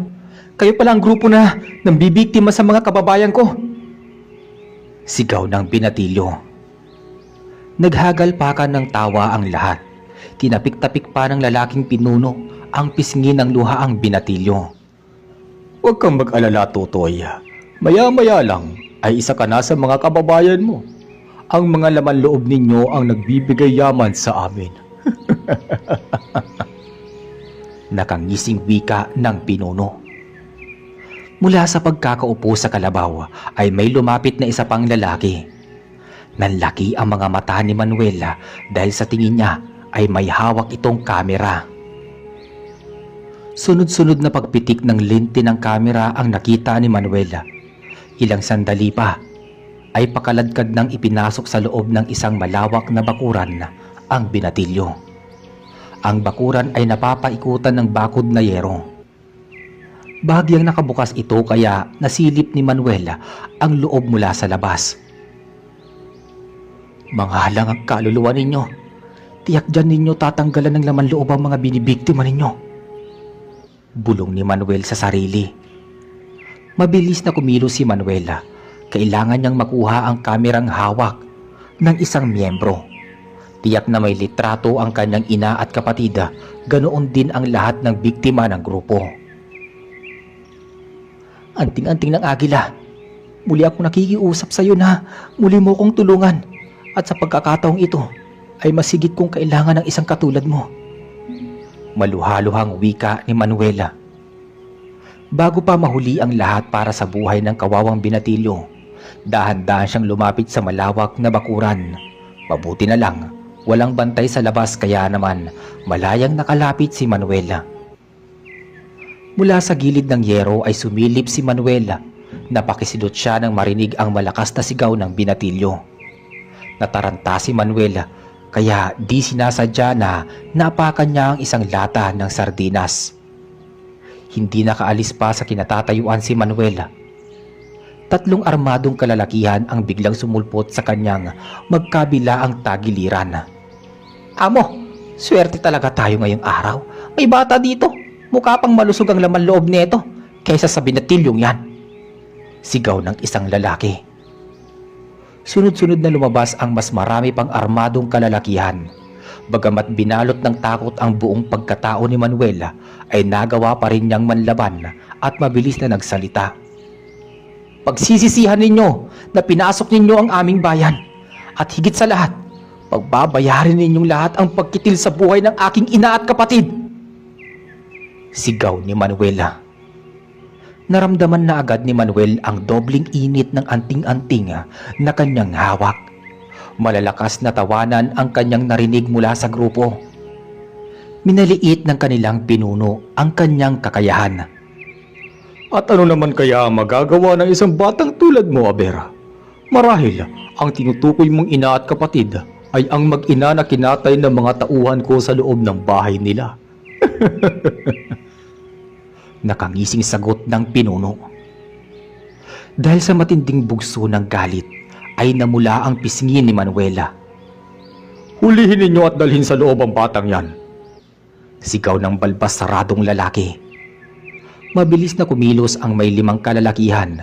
Akmang dadakmain na ang magkabila ang kamay ni Manuel, ngunit biglang napatras ang mga ito at iba yung init ng palad ng bata ang kanilang naramdaman nang dumampi ang mga kamay nila dito. Amo, napakainit ng palad ng batang to. Paano namin siya madadala sa loob? Wika ng isang tauhan na. Napahinto sa paglalakad ang pinuno at nakakunot noong lumingon sa kanila. Pinatunayan pa ng isang tauhan ang sinabi ng kasamahan. Naiinis ang pinuno sa kalokohang sinasabi ng kanyang mga tauhan. Kaya naman, dali-dali itong lumapit kay Manuel at pablot na kinuha ang kamay ng bata. Animoy nakahawak ng nagbabagang uling ang pinuno. Pabalibag niyang binitawan ang kamay ni Manuel. Napatras ito at inutusan ang isa pang tauhan na hawakan si Manuel. May pagdadalawang isip na nilapitan ng lalaki si Manuel, ngunit di na nito nagawa pang hawakan ang kanyang kamay. Tumilapon na ang lalaki ng malakas nang tabigin ni Manuel ang kamay nito. May sa demonyo ang batang yan, amo! Sigaw ng isang tauhan. Inutusan ng pinuno ang lahat ng tauhan niya na gawin ang lahat para mahuli si Manuel. Ngunit mabilis na umikot si Manuel sa kanyang kinatatayuan at sa isang iglap lang ay nawala na ito sa harapan ng grupo. Nagkagulo ang lahat ng tauhan. Wala silang kamalay-malay na nakapasok na sa loob ng malawak na bakuran si Manuel. Una niyang nakita ang mga makabagong kagamitan.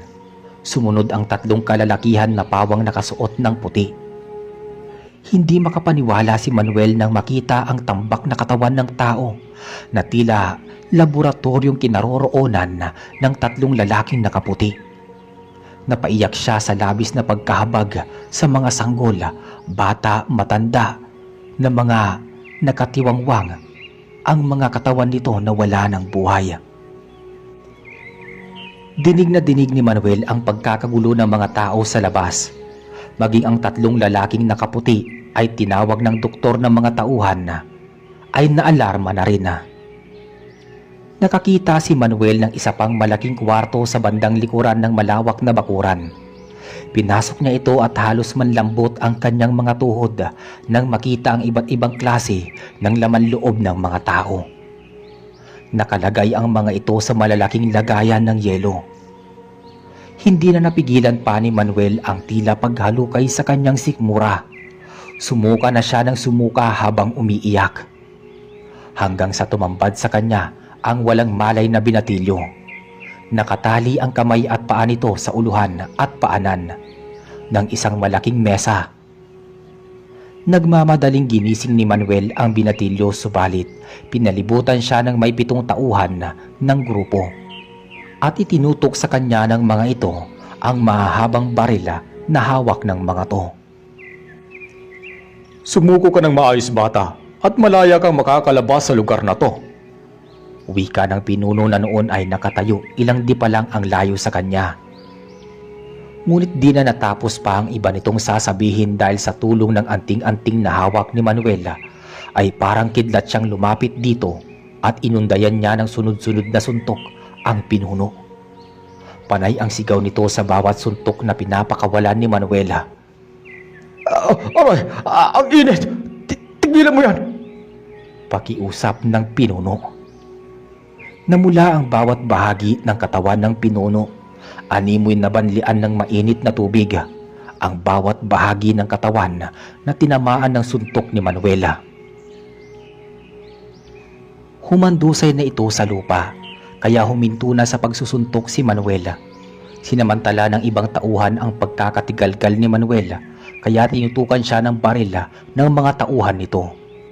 Ngunit pinigil ang mga ito ng kanilang pinuno. Mga walang utak! Tinutukan ninyo ng baril ang batang ito. Di nyo naisip na kapag binaril ninyo siya, ay tatamaan din ako. Galit na sigaw ng pinuno. Sinamantala ni Manuel ang pagkakataon na yon. Sunod-sunod niyang pinagsasapak at pinagsusuntok ang mga tauhan na parabang mga bagay na lamang na nagsisitalsikan sa gilid. Unti-unting nagkamalay ang binatilyo ng mga oras na yon. Pagkatapos ay mabilis itong tinulungan ni Manuel na makabangon. Tumakbo ka na, kuya! Tumawag ka ng pulis! Ako na ang bahala sa kanilang lahat! Kailangan nila mapanagutan ang kanilang krimen na ginawa! Sigaw ni Manuela. Malayang nakalabas ng bakuran ang nangihinang binatilyo. Sinubukan pang pigilan ng ibang tauhan ang binatilyo ngunit mabilis na naitumba ni Manuel ang mga tauhan na nakaabang sa tarangkahan.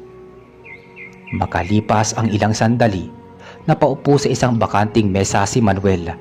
Naitali na niya ang mahigit 30 tao, kabilang na ang mga doktora sa isang tabi. Sunod niyang pinuntirya ang hawak na kamera ng lalaking naglitrato sa binatilyo. Pinilit ni Manuel na ituro ng lalaki sa kanya kung saan itinago ang mga naunang kinuha na litrato. Humulagpos ang galit ni Manuel nang makita ang larawan ng kanyang ina at kapatid bago pa tapusin ang buhay ng mga to. Sa larawan ay kita niya ang pagmamakaawa ng kanyang inang duguan. Ganoon din ang Kuya Pipito niya na nakaluhod pa. Dahil sa di mapigilang bugso ng galit ay tumayo si Manuel at nilapitan ang lalaki. Takot naman ang lalaking nasa harapan niya. Patawarin mo ko, bata. Maawa ka sa akin. Sumunod lang ako sa utos ng amo namin. Wika ng lalaki. Ituro mo sa akin kung sino sa mga kasamahan mo ang nangahas na kuhain ang laman loob ng aking ina at kapatid. Wika ni Manuela. Mabilis ang itinuro ng lalaki ang kalalakihan. Tumanggi ang iba at sinabi na di sila kasama, ngunit buo na ang loob ni Manuel na pagbayarin ang mga ito. Nagmakaawa ulit ang lalaki sa kanya na huwag siyang papatayin. Subalit, animoy bingi na sa iba pang sasabihin ng lalaki si Manuel. Mabilis niyang hinawakan sa leeg ang lalaki. Sumigaw ito sa init na kanyang nararamdaman. Kitang-kita ng iba pang naroroon na ang pagkasunog ng leeg nito habang hawak ni Manuela. Naroon ka sa bahay namin nang mga sandaling nagmamakaawa ang nanay at kapatid ko. Pero wala kang ginawa. Nakunan mo pa ng litrato ang kawalang hiyaan mo. Galit na wika ni Manuela. Naramdaman pa ni Manuel ang huling paghigit ng hininga ng lalaki bago ito tuluyang namatay. Takot na takot ang kalalakihan na tumapo sa buhay ni Aling Lourdes at Pipito. Nang pagsama-samahin sila ni Manuel sa isang sulok ng bakuran.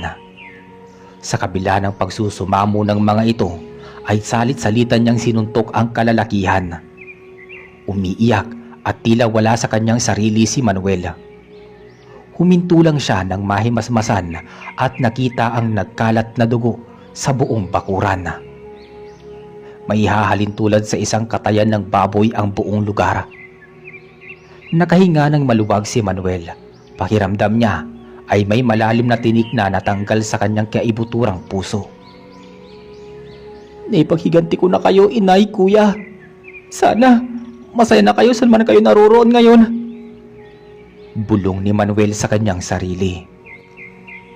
Pagkatapos magpasalamat sa anting-anting, ay inilagay na niya sa bulsa ang anting-anting na yun hanggang sa sabay-sabay na dumating ang mga pulis sa lugar at hindi makapaniwala ang mga ito na isang batang tulad niya ang nakagapi sa buong grupo.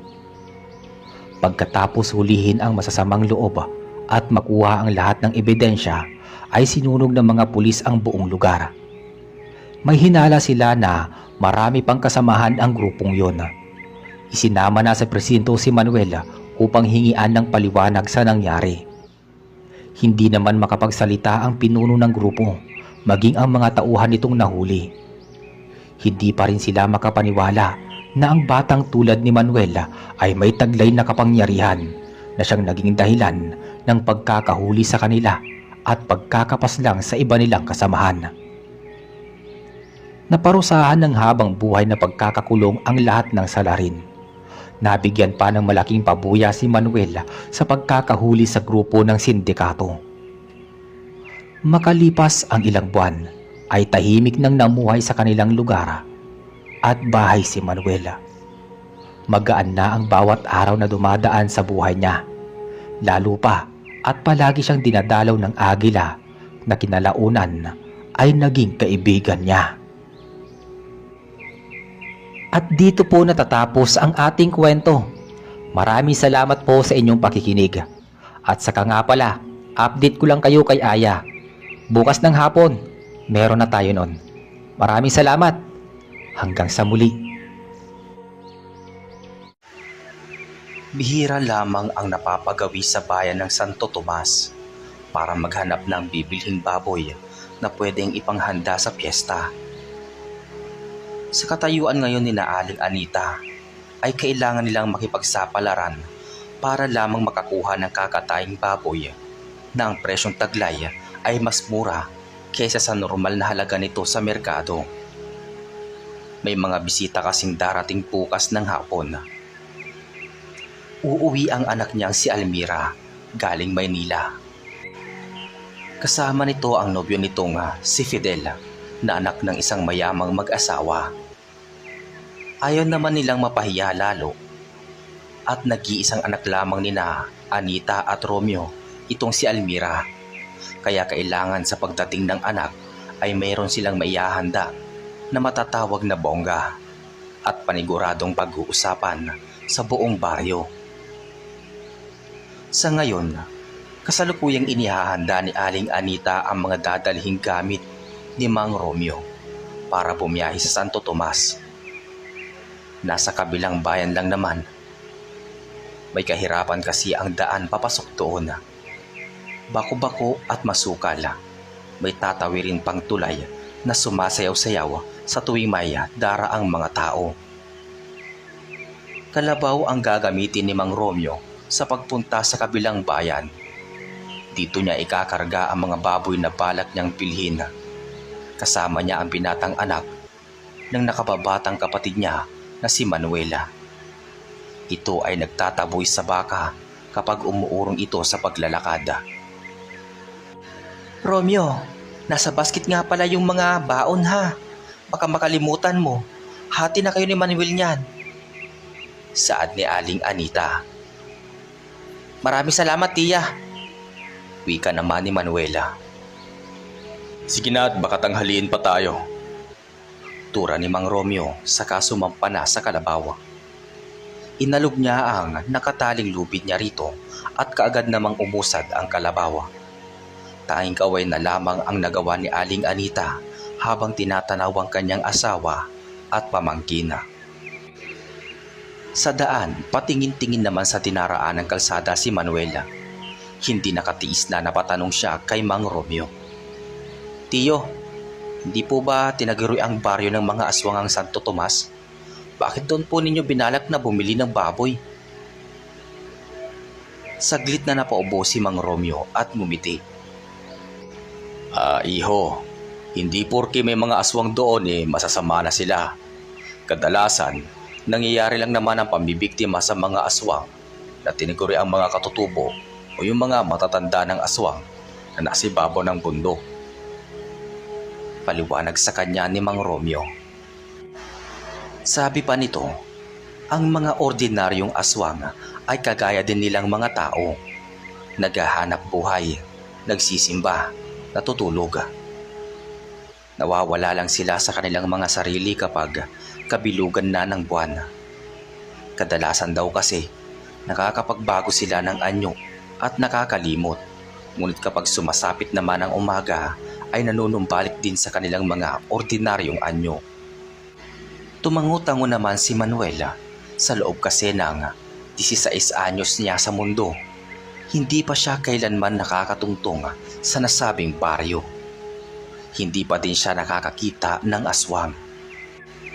Ang alam lang niya, nag-e-exist ang mga ito sa kwento lamang. Nai-imagine niya na iba ang itsura ng mga ito kahit sa umaga. Lawit ang dila at pumapatak ang laway. Ubod ng pangit at may mahabang kuko. Kaya naman, gayon na lang ang labis niyang pagkagulat sa pagdating nila sa bayan ng Santo Tomas at salubungin sila ni Mang Ben, ay nakita niya ang mga tao doon na puro magagalang, mababait at magagandang lalaki at babae.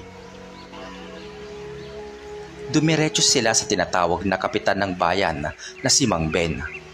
Siya lang din ang bukod tanging nagtitinda ng baboy sa bayan.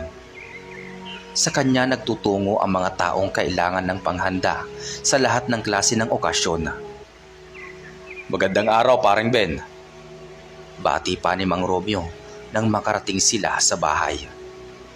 Oh, magandang araw naman, paring Romeo. Mukhang malayo pa ang pinanggalingan nyo ha. Sa bahay lang naman kami nang galing, pare. Naparito ako kasi kailangan namin ng baboy na kakatayin sa pagdating ng aking anak bukas, si Almira, ang kababata ng yung anak na si Cynthia. Wika pa ng tiyuhin ni Manuela. Ang binata naman ay tahimik lang na nakaupo sa isang tabi habang pinakikinggan ang usapan ng dalawa. Naririnig niya ang ingay ng mga baboy sa likod bahay, kaya makalipas lamang ang ilang saglit, nakita na niya sina Mang Ben at ang kanyang tiyo Romeo na naglalakad na papunta roon. Marahil nagkasundo na ang dalawa at pipili na ng bibilhing baboy. Sumunod naman si Manuela. Kailangan ng kanyang tiyuhin ng tulong. Malamang malilikot pa ang mga baboy at sigurado magpupumiglas ang mga to. Inihanda pa niya ang dalang pisit para ipantali rito. Kaso lang, nagulat si Manuela nang makitang kinausap ni Mang Ben nang masinsinan ang baboy na para bang isa itong tao. Naloko na, parang may saltik din yata ang mga tao rito, sabi ni Manuel sa kanyang isipan habang pinagmamasdan ang mga to. Para kasing iniisip ng mga tao na may sariling pag-iintindi ang mga baboy at sinasabihan na huwag malikot habang kinakarga sa kalabaw. Manuel, ihanda mo ng mga kalabaw at babayaran ko na lamang si paring Ben. Wika naman ni Mang Romeo at sumunod naman ang kanyang pamangkin. Opo, tiyo. Aniya, saka naghintay sa tabi ng kalabaw. Hinayaan niyang manginain na muna ito ng damo bago nila ibiyahe. Maayos niyang itinali ang kalabaw nang mapansin na medyo matagal kung mag-usap ang dalawa. Kaya naisip kaagad ni Manuela na sundan ang tiyuhin. Basta pare, sa oras na may handa mo na ang mga karne, hinay-hinay mo lang naman duha ng mga pinagkakatiwalaan mong manghuhugas. Naitabi ang mga buto ng baboy, saka mo'y balik sa pinaglutuang kaldero. Nakatitiyak ako, hindi ka mauubusan ng pagkain. Wika pa ni Mang Ben, sabay tapik sa balikat ni Mang Romeo. Tuluyan na nga nagpaalam ang dalawa hanggang sa umalis na ang magtiyo. Gayunpaman, hindi pa din mawaglit sa isipan ni Manuela kung tungkol saan ba ang pinag-uusapan ng mga to. Pagdating sa bahay, kinarga ni Mang Romeo ang hindi man lang nagpupumiglas ang baboy. Sinalubong naman sila kaagad ni Aling Anita. Mabuti naman at maaga kayo nakauwi. Nakatanggap ako ng tawag mula kay Almira at mapapaaga raw ang uwi nila. Tanghali pa lang baka dumating na sila dito dahil nagbago ang schedule ng day off ni Fidel. Baka nga madaling araw pa pumarito na sila. Imporma ng ginanga. Kung ganun wag ka munang umuwi, Manuel. Kailangan ko ng tulong sa pagkatay. Wika ni Mang Romeo, kaya tumango na lamang ang kanyang pamangkin na si Manuela. Opo, tiyo, sagot niya. Habang nagpapahinga saglit, ay hindi niya maiwaglit ang tingin sa nakataling baboy sa may likod bahay. Kalmado lamang ito at hindi nag-iingay. Sa labis pang pagtataka ni Manuela, lumingon sa kanya ang baboy. Dahan-dahan na para bang taong tumititig lang sa kanya. Dito na ginapangan ng labis na kilabot ang binata. Ni hindi na niya tinangkapang tignan ang baboy pagkatapos ng insidenteng yun. Matuling lumipas ang mga oras. Nagawa na nila ang lahat ng kailangan nilang trabahuhin. Nakatay na ang misteryosong baboy at nahiwa na ito nang naaayon sa lulutuing putahe. Ngunit hindi pa rin maintindihan ni Manuela kung bakit hindi man lang siya makaramdam ng takam habang pinagmamasdan ang karne. Para bang hindi naman ito baboy. Pagdating ng kanyang nanay na siyang nakatokang magluto, kinuwento niya rito ang mga napapansin niya. Natawa na lamang ang nanay Feli niya sa kanyang sinabi.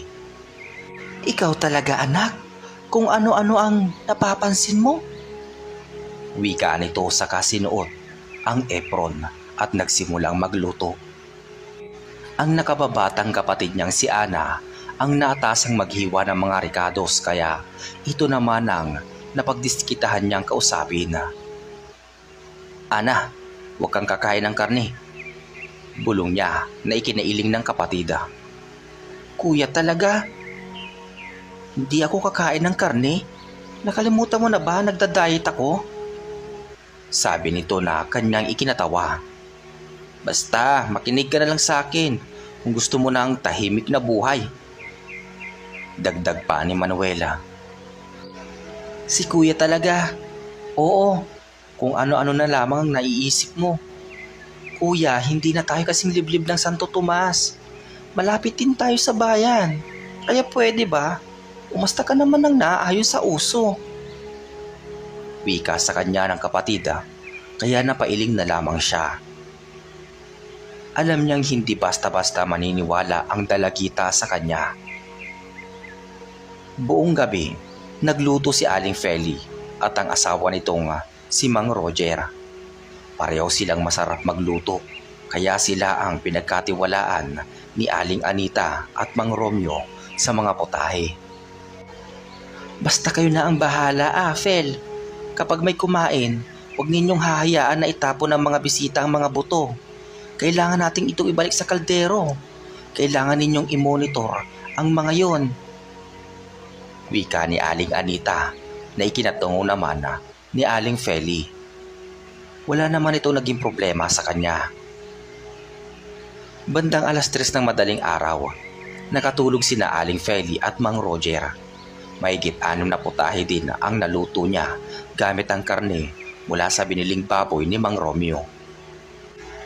Sa katunayan niyan, sobrang dami ng ulam. Hindi lang makahataw ng pagkain si Manuela dahil medyo nabusog naman siya sa kakalanghap. Kaya naman ang mga inihahandang dessert na lamang ang kanyang nilalantakan. Kinaumagahan mas lalo pang naging maingay ang mga kakilala, kapitbahay at kaanak ni na Aling Anita nang dumating na nga si Almira kasama ang kanyang kasintahang si Fidela. Puring-puri ng mga tao ang lalaki na gugustuhan ni Almira. Pero ang binatang nobyo ni Almira, hindi magawang matuwa. May mga napapansin siyang kakaiba sa mga kaanak ng kanyang kasintahan. Mahal, may problema ka ba? Takang tanong sa kanya ni Almira habang pinagmamasdan nila ang masasayang mga bisita. Ngumiti naman si Fidela at hinawakan ang kamay ng kanyang nobya. Ayos lang naman ako, mahal. Bakit? Mukha kasing malalim ang iniisip mo. Pansin niya na ikinangiti na lamang ng binata. Naku, wag mo na akong intindihin. Napagod lang ako marahil sa haba ng biyahe natin. Paliwanag nito. Hindi na din naman nagtanong pa si Almira at hinayaang maupo na muna ito sa isa sa mga upuan. Hindi pa sila nakakakain at balak niyang pakainin muna ang kanyang nobyo bago ito ihatid sa magiging kwarto nito. Kaso lang, nagulat si Mang Romeo at Aling Anita nang makitang hindi naman kumakain ng inihanda nilang ulam si Fidela. Bagkus, mas natuwa pa ito sa sardinas na binili sa tindahan ni Manuela. Anak, hindi ba Katoliko yung kasintahan mo? Takang tanong ng ginang. Bakit mo naman po natanong, Nay? Ganting tanong naman ni Almira. Wala naman. Napapansin ko lang kasi hindi siya kumakain ng karne ng baboy. Baka po trip niya lang. Mahiyaing wika ni Almira. Maging siya naman talaga ay labis na nagtataka. Hindi naman niya maintindihan kung bakit ganoon ang kanyang kasintahan. Palagi naman silang nagkakarne sa syudad. Ngayon lang ito naging maselan. O siya, sige. Maiwan na muna kita rito, nak. Kailangan ko pang asikasuhin ang ibang bisita.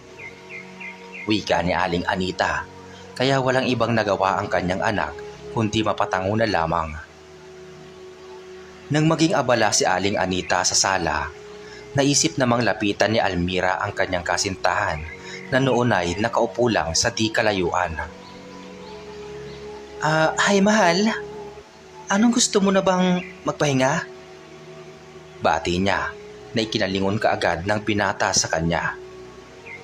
Mahal, pwede ba tayo mag-usap? Sabi ng kanyang nobyo. Biglang kinabahan si Almira sa kaseryosohan ng mukha ni Fidela. Oo naman, bakit may problema ba? Tanong niya. Napalingon si Fidel sa paligid. Kailangan niyang makatiyak na walang makakarinig sa kanila. sinama niya ang babae sa isang silid na nasa unang palapag lang din ng kanilang bahay. Saglit siyang tinitigan ng matama ni Fidel bago nagsalita ang lalaki. Magsabi ka nga ng totoo, Almira. Mga aswang bang mga magulang mo? Tanong niya. Nanlaki ang mga mata ni Almira sa kapagak na napatawa. Talagang yan ang tinanong mo sa akin? Hindi makapaniwala ang wika niya. Sabihin mo na kasi sa akin ang totoo. Mga aswang ba kayo? Muling tanong ni Fidel. Fidel, hindi ganyan ang pagpapakilala ko sa'yo. Kailan ka pa naging bentangero? Of course not. Ang ganda ko naman yata ang aswang. Angil niya na nagsisimula ng maupos ang pasensya. Kung ganon, bakit kumakain kayo ng karne ng sigbin? Hindi ba ninyo alam na alaga yan ng mga aswang? Wika niya na mas ikinalaki ng halakhak ni Almira. Hindi siya makapaniwala na nagagawa siyang kontrahin ni Fidel ng mga ganoong bagay. Babe, seryoso ako. Kausapin mo mga magulang mo. Kailangan natin mapatunayan kung ano ang dahilan at nagawa nilang magkatay ng sigbin. Aniya. Uminit bigla ang ulo ni Almira. Tila ba sobra naman yata ang ginagawang panggutya ni Fidel sa mga magulang niya na hindi nito dapat ginagawa. Makikipag-away na sana siya kung hindi lang ba biglang dumating si Manuel at sumabat na lamang sa usapan. Ate Almira, pasensya na po kung kailangan kong sumabat sa usapan ninyo pero totoo po ang sinasabi ni Kuya Fidel. Hindi ko po alam kung paano niya nalaman. Basta, saksi ako sa kababalaghang pinagdaanan namin nang bilhin namin kina Mang Ben ang baboy na kinatay namin. Sabi ni Manuela. Ipinaliwanag ni Manuel ang mga napansin niya na labis niyang kinatatakutan. Gulat at hindi makapaniwala si Almira sa kanyang mga nalaman. Wala namang sinabi ang kanyang mga magulang sa kung ano ang ginawa nilang paraan ng pagkatay at kung saan galing ang baboy. Para kasi sa kanya, hindi na niya iyon dapat na tinatanong pa. Marahas siyang humarap kay Fidel. Mahal, maniwala ka sa akin. Hindi kami aswang, okay? At si Manuel din ang magpapatunay sa'yo niyan. Hindi ko lang maintindihan si nanay at tatay o bakit nila kailangan bumili ng karne sa isang aswang. Wika ni Almira. Isang gabunan ang nabilahan niya ng baboy, mahal. Isang gabunan na alam kong traidor at maruming mag-isip. Wika naman ni Fidela. Diyos ko! Tanging nasabi ni Almira. Mabilis na sumapit ang maghapon at kaagad na kinausap ni Almira ang kanyang mga magulang. Nanay, saan niyo po pala binili ang karne ng baboy na kinatay ninyo? Tanong niya. Natigilan ang kanyang ama at kanyang ina, saka nagkatinginan. Tila ba nag-iisip pa ng mga isasagot. Pero alam nila na hindi titigil ang anak na malaman ang totoo hanggat hindi nila sinasabi dito kung saan nga ba. Huminga ng malalim si Mang Romeo. Nabili namin ang baboy sa kabilang bayan, iha. Sa may Santo Tomas, kina Paring Ben. Aniya, na kinailing ni Almira. Bata pa lamang siya, alam na niyang may reputasyon ito sa kanilang lugar bilang kinatatakutang nilalang sa kanilang lugar. Ang maging isang aswang. Humarap si Almira sa kanyang kasintahan. Tito Romeo, Tita Anita, kailangan po ninyong makinig sa akin. Kailangan po nating isara ng maaga ang lahat ng mga bintana at pinto ngayong gabi. Ang mga aswang po na nakasalamuhan ninyo ay mga nilalang po na hayop sa laman loob. Oras na nakapagkasundo ka sa kanila, siguradong babalikan niya kayo. Mahinang sambit ni Fidela. Naguguluhang napatingin sina Aling Anita kay Fidela. Anong ibig mong sabihin? Pagpapanggap lamang ang kabutihang pinapakita nila sa'yo nang ibenta nila ang kanilang alagang sigbin para magpanggap bilang isang baboy. Ang totoo niyan, balak nila kayong biktimahin at ikonsumo pagkatapos ninyo mabusog sa alaga nila. Paliwanag ni Fidela. Hindi makapaniwala si Aling Anita at Mang Romeo sa kanilang mga narinig. Tila ba isang pangungot lamang ang nangyari sa kanila, kaya naman halos magkumahog na din sila sa pagsasara ng mga bintana, pinto at kahit na anong siwang na pwedeng pasukan o silipan ng mga nilalang na kailangan nilang paghandaan. Si Fidel naman, inihanda ang kanyang kamay. Dito lumitaw ang isang kakaibang buto na kulay itim. Bilugan ito at magaspang. May matapang na amoy at kapag naisubo sa bibig ay medyo maanghang. Nagliwanag ito ng titigan niya. Lingid sa kaalaman ng mga kasama niya sa bahay, isang antingero si Fidela. Matagal na niyang tinatago sa kasintahan ang tungkol sa kanyang pinangangalagaan. Ngayon mukhang mapipilitan na siyang ipagtapat dito ang tungkol sa tunay niyang pagkatao at sa kung bakit siya tinutugis ng mga aswang at kung bakit niya tinutugis ang mga nilalang na ito. Nang maisaayos na ang lahat, inilabas niya ang punyal na sa tuwina ay lagi niyang daladala. Ito ang gagamitin niya laban sa mga kalaban niya. Wala itong pinipili, aswang man, laman lupa, elemento o kahit namang ulam ay nagagawa niyang kalabanin dahil sa mga armas na meron siya. At may pagmamalaki niyang ipapaalam sa lahat ng tao na kabilang siya sa mga taong nakikipaglaban para sa kaligtasan ng nakararami. Mahal, pwede mo bang ipaliwanag sa akin kung ano ba ang nagaganap? Kinakabahan ako. Wika ni Almira. Humarap ang binata sa kanya. Darating ngayong gabi ang may-ari ng mga sigbin na kinatay ni Tito Romeo. Maniningil ito ng mas mataas na halaga. At ang masaklap pa, hindi ito pera, kundi buhay ng iyong pamilya. Wika ni Fidela. Napaiyak sa labis na takot si Almira. Ano? Hindi pwede. Hindi ako papayag. Sabi naman ni Almira. Hindi naman ako papayag na mangyari ang bagay na yun, mahal. Kaya nga narito ako, hindi ba? Kaso lang, kakailanganin ko ang tulong ng ilan sa mga kasama natin dito sa bahay. Hindi ko naman ito magagawa ng ako lang. Aniya na ikinasang-ayon naman ng mga kamag-anak ni Almira. Hayaan mo po ako makatulong, Kuya Fidel. Mas kilala akong pagmumukha ni Mang Ben. Sakali mang umatake siya sa atin. Alam ko kung sino siya sa mga aswang na nakakalat sa labas. Wika naman ni Manuela. Pumayag naman si Fidel kaya binigyan niya ito ng pangontra. Maraming salamat, Kuya. Dagdag pa ni Manuela. Tuluyan na nga silang naghanda hanggang sa makarinig sila ng mga katok sa pinto. Kabadong napatingin ang magkasintahan sa kanilang mga magulang. Maging sina Aling Feli at Mang Roger ay kinakabahan. Bakit ba kasi nakipagkasundo pa si Romeo kay Ben? Kita mo naman, hindi ba? Mukhang mapapahamak pa tayo sa kagagawa nila. Sambit ni Aling Feli na kinaiiling naman ni Roger. Naalala nila ang mga niluto nilang putahe kanina, ang baboy na kinatay nila.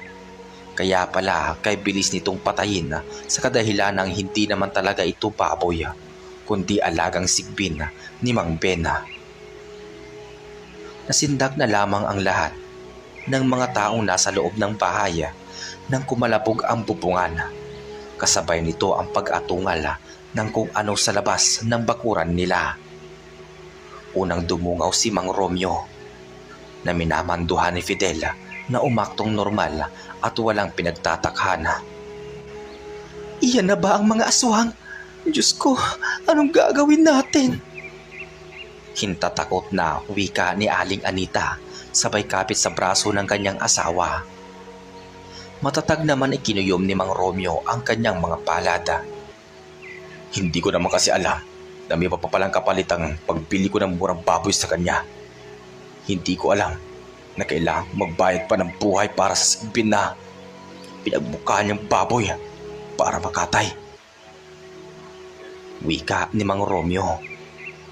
Hinawakan ni Fidel si Mang Romeo sa balikat at kanyang nginitian. Maging alerto lang po tayo. Alam kong magiging maayos din ang lahat. Huwag po kayo mag-alala, sabi ni Fidela. Makalipas ang ilang sandali, narinig nilang kumatok si Mang Bena sa pinto ng bahay nila. Paring Romeo, kala ko ba imbitado kami sa piging? Bakit sarado naman tong pinto ninyo? May mga ayaw ba kayong papasukin? Sa tono pa lang ng pananalita nito halatang naninindak ang lalaki sa labas. Sa isipan ni Fidel, nakapagbagong anyo na ang lalaki at mukhang nakahanda ng sumugod. Ang piging na ito ay para sa tao lang at wala kayong karapatang pumasok. Hindi imbitado dito ang hindi tao. Singhal ni Fidel, kaya naman humalakhak ang lalaki sa kabilang dingding. Paring Romeo, sino naman yung lalaki nakikialam sa business natin? Malagom ang boses na wika ni Mang Bena. Hindi nito naibigan ang pakikialam ni Fidela sa kung anuman ang pinag-usapan nila. Hindi kaagad nakasagot si Mang Romeo. Bigla siyang kinabahan. Baka kasi naguhurimentado na ang kumpare niya sa posible nitong malaman. Kaya naman kahit alam niyang mas maaasar sa kanya si paring Ben, ay pinili na lamang niyang huwag magsalita. Dito namin niwestrohan ni Fidela sina Almira na magtago sa kwarto. Sila man ay may mga dalang pangontra kagaya ng asin, luya at mga barya. Si Aling Feli naman, siniguradong hawak niya ang walis tingting dahil naniniwala siyang makakapagtaboy din ito ng aswang. Ano bang gagawin namin, Fidel? Natatarantang tanong ni Almira sa kasintahan. Basta, magtago lang kayo doon. Huwag kang mag-alala, Almira. Hindi ko kayo pababayaan. Wika ni Fidela. Sa isang iglap, nawasak ang bintana na kanina lang ay maayos ang pagkakasarado. Naging alerto naman si Fidela. Saktong pagpasok ng mga nakakatakot na nilalang sa bahay, ay kay bilis naman ang galaw ni Fidela na sinangga ang ataking kalmot ng mga aswang. Halos hindi niya na ito binigyan ng pagkakataon na makaganti pa. Para sa kanya, hanggat nagagawa niyang labanan ang mga aswang, ay alam niyang makakapagligtas pa siya ng maraming tao.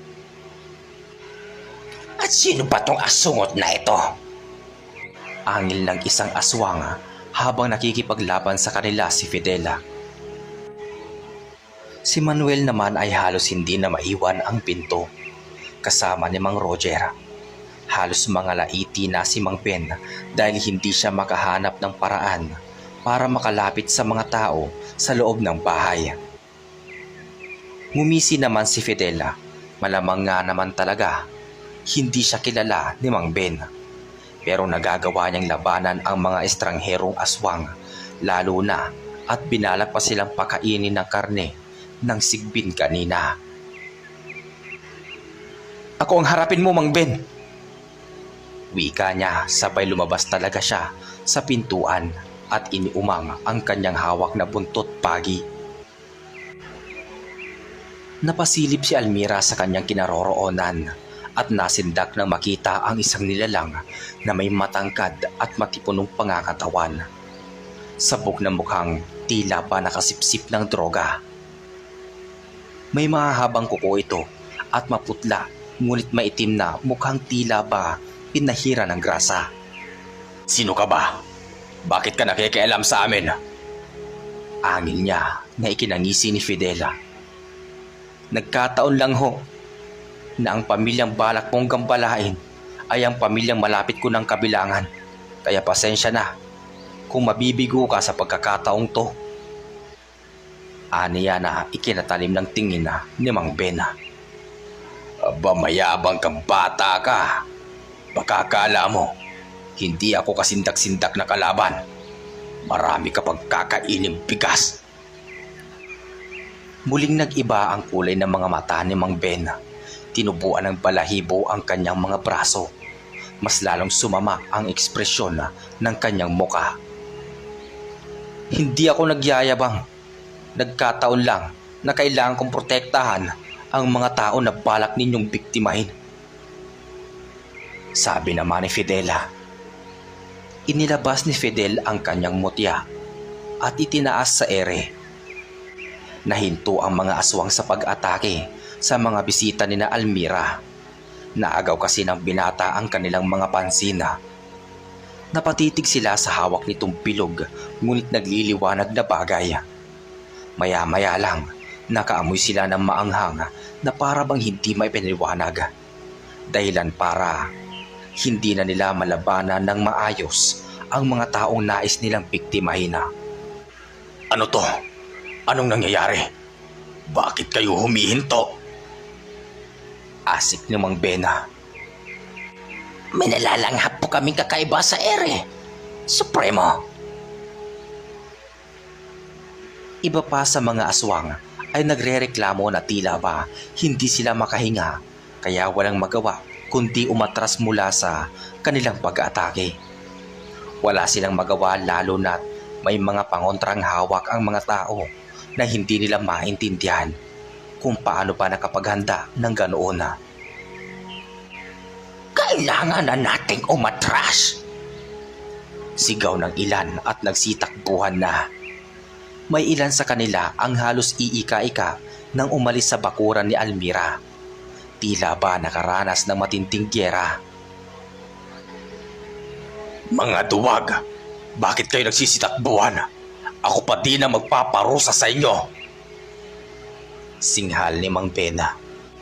Ngunit hindi pa din siya pinakinggan ng kanyang mga kampona. Basta mabilis lang silang nagsitakbuhan palayo sa kanilang kinaroroonan. Sa labis na galit ni Mang Ben, lumibot siya sa likurang bahagi ng malaking bahay at pinuntirya ang silid na pinagtataguan ni Almira. Sakto naman na nakasilip ang dalaga sa may siwang na kaagad niyang nakita gamit ang matalas niyang paningin. Kaya hindi na nag-aksaya si Mang Ben. Mabilis niyang winasak ang dingding sa kahinila ang nabiglang si Almira. Napangisi ang matanda. Kaya naman napasigaw si Almira. Iya, gusto ko makita ni Cynthia.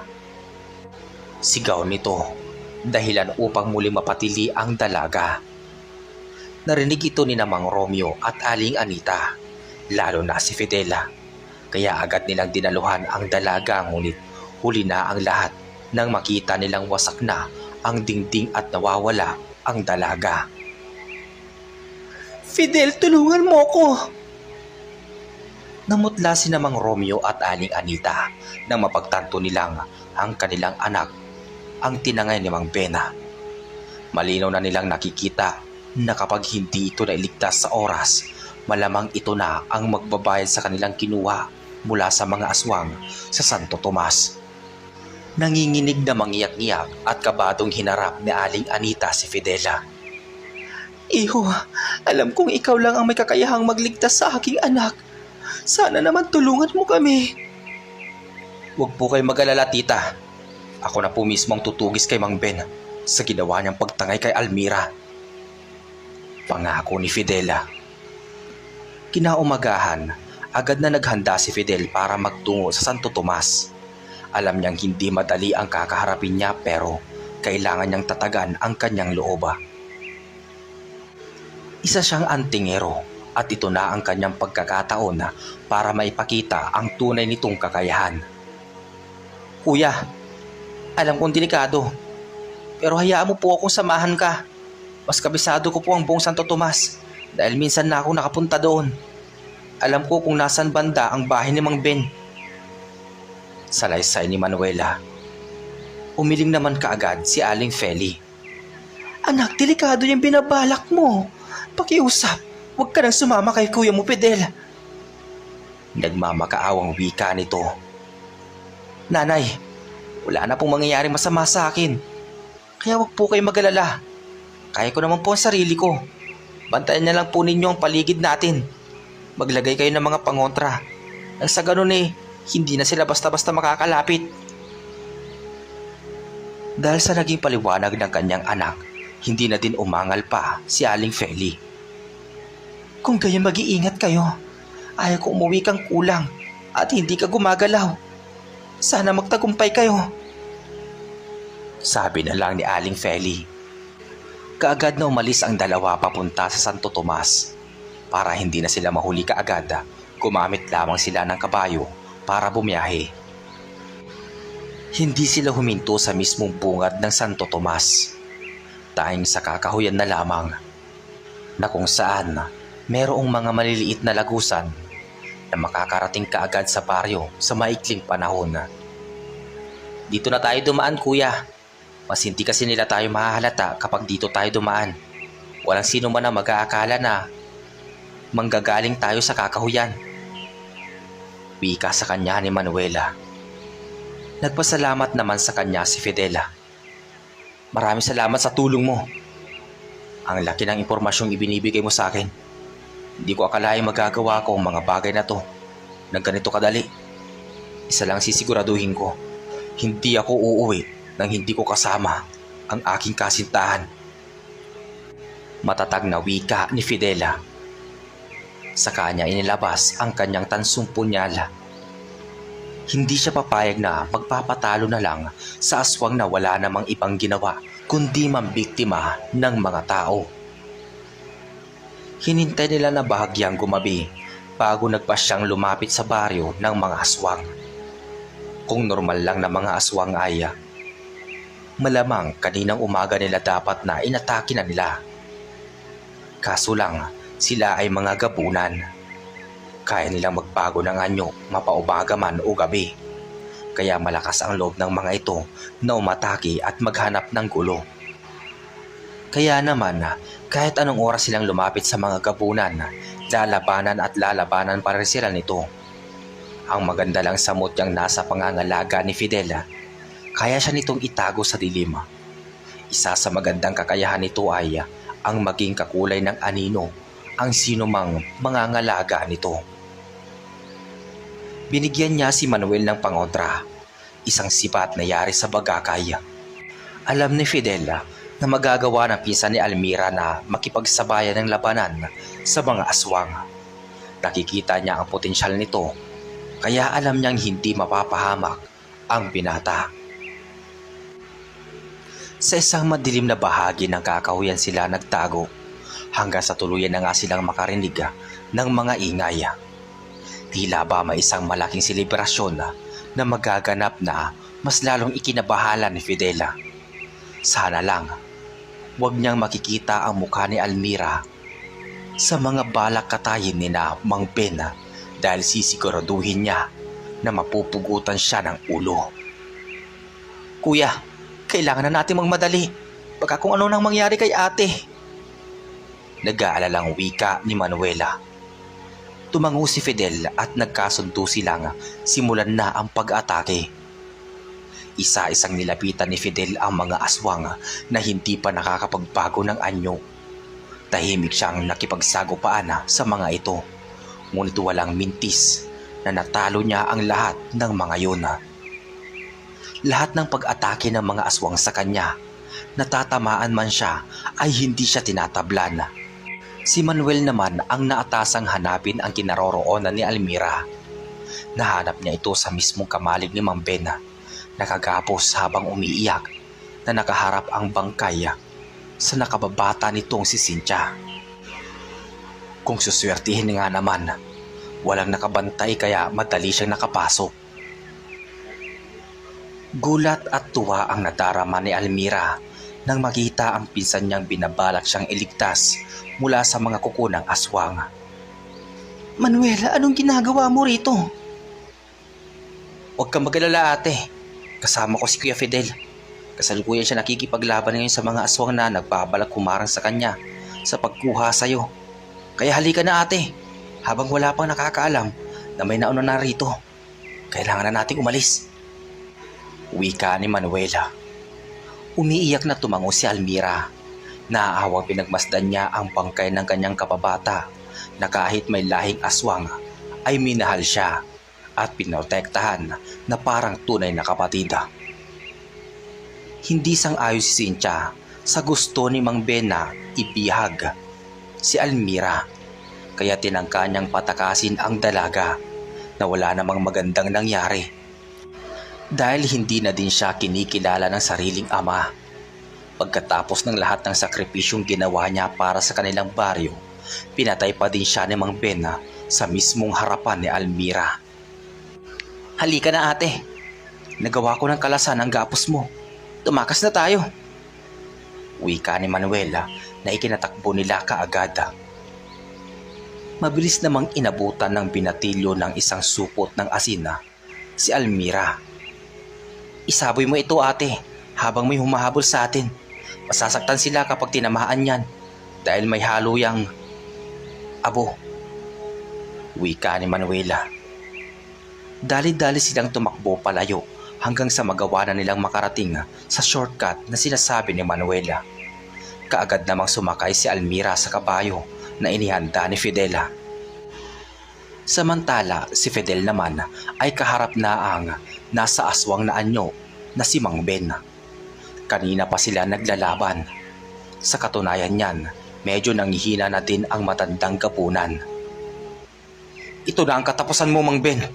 Ihanda mo na ang iyong sarili. Wika ni Fidel at iwinisiwas ni Fidel ang kanyang punyal saka isinaksak sa tapat ng puso ng matandang aswang. Sa isang iglap, bumagsak si Mang Ben sa lupa, duguan at nangihina. Ni hindi niya nagawang iganti pa ang sarili sa lakas ng taglay ng antingerong si Fidel.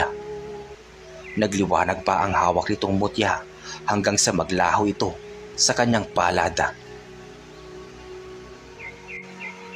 Matapos ang pangyayaring yun, naging matiwasay na muli ang baryo ni na Almira. Wala nang mga aswang na naglipa na at nanggugulo sa kanila. Salamat sa kapangyarihan ng mutya ng paminta. At dito po nagtatapos ang ating kwento. Maraming salamat po sa inyong pakikinig. Hanggang sa muli.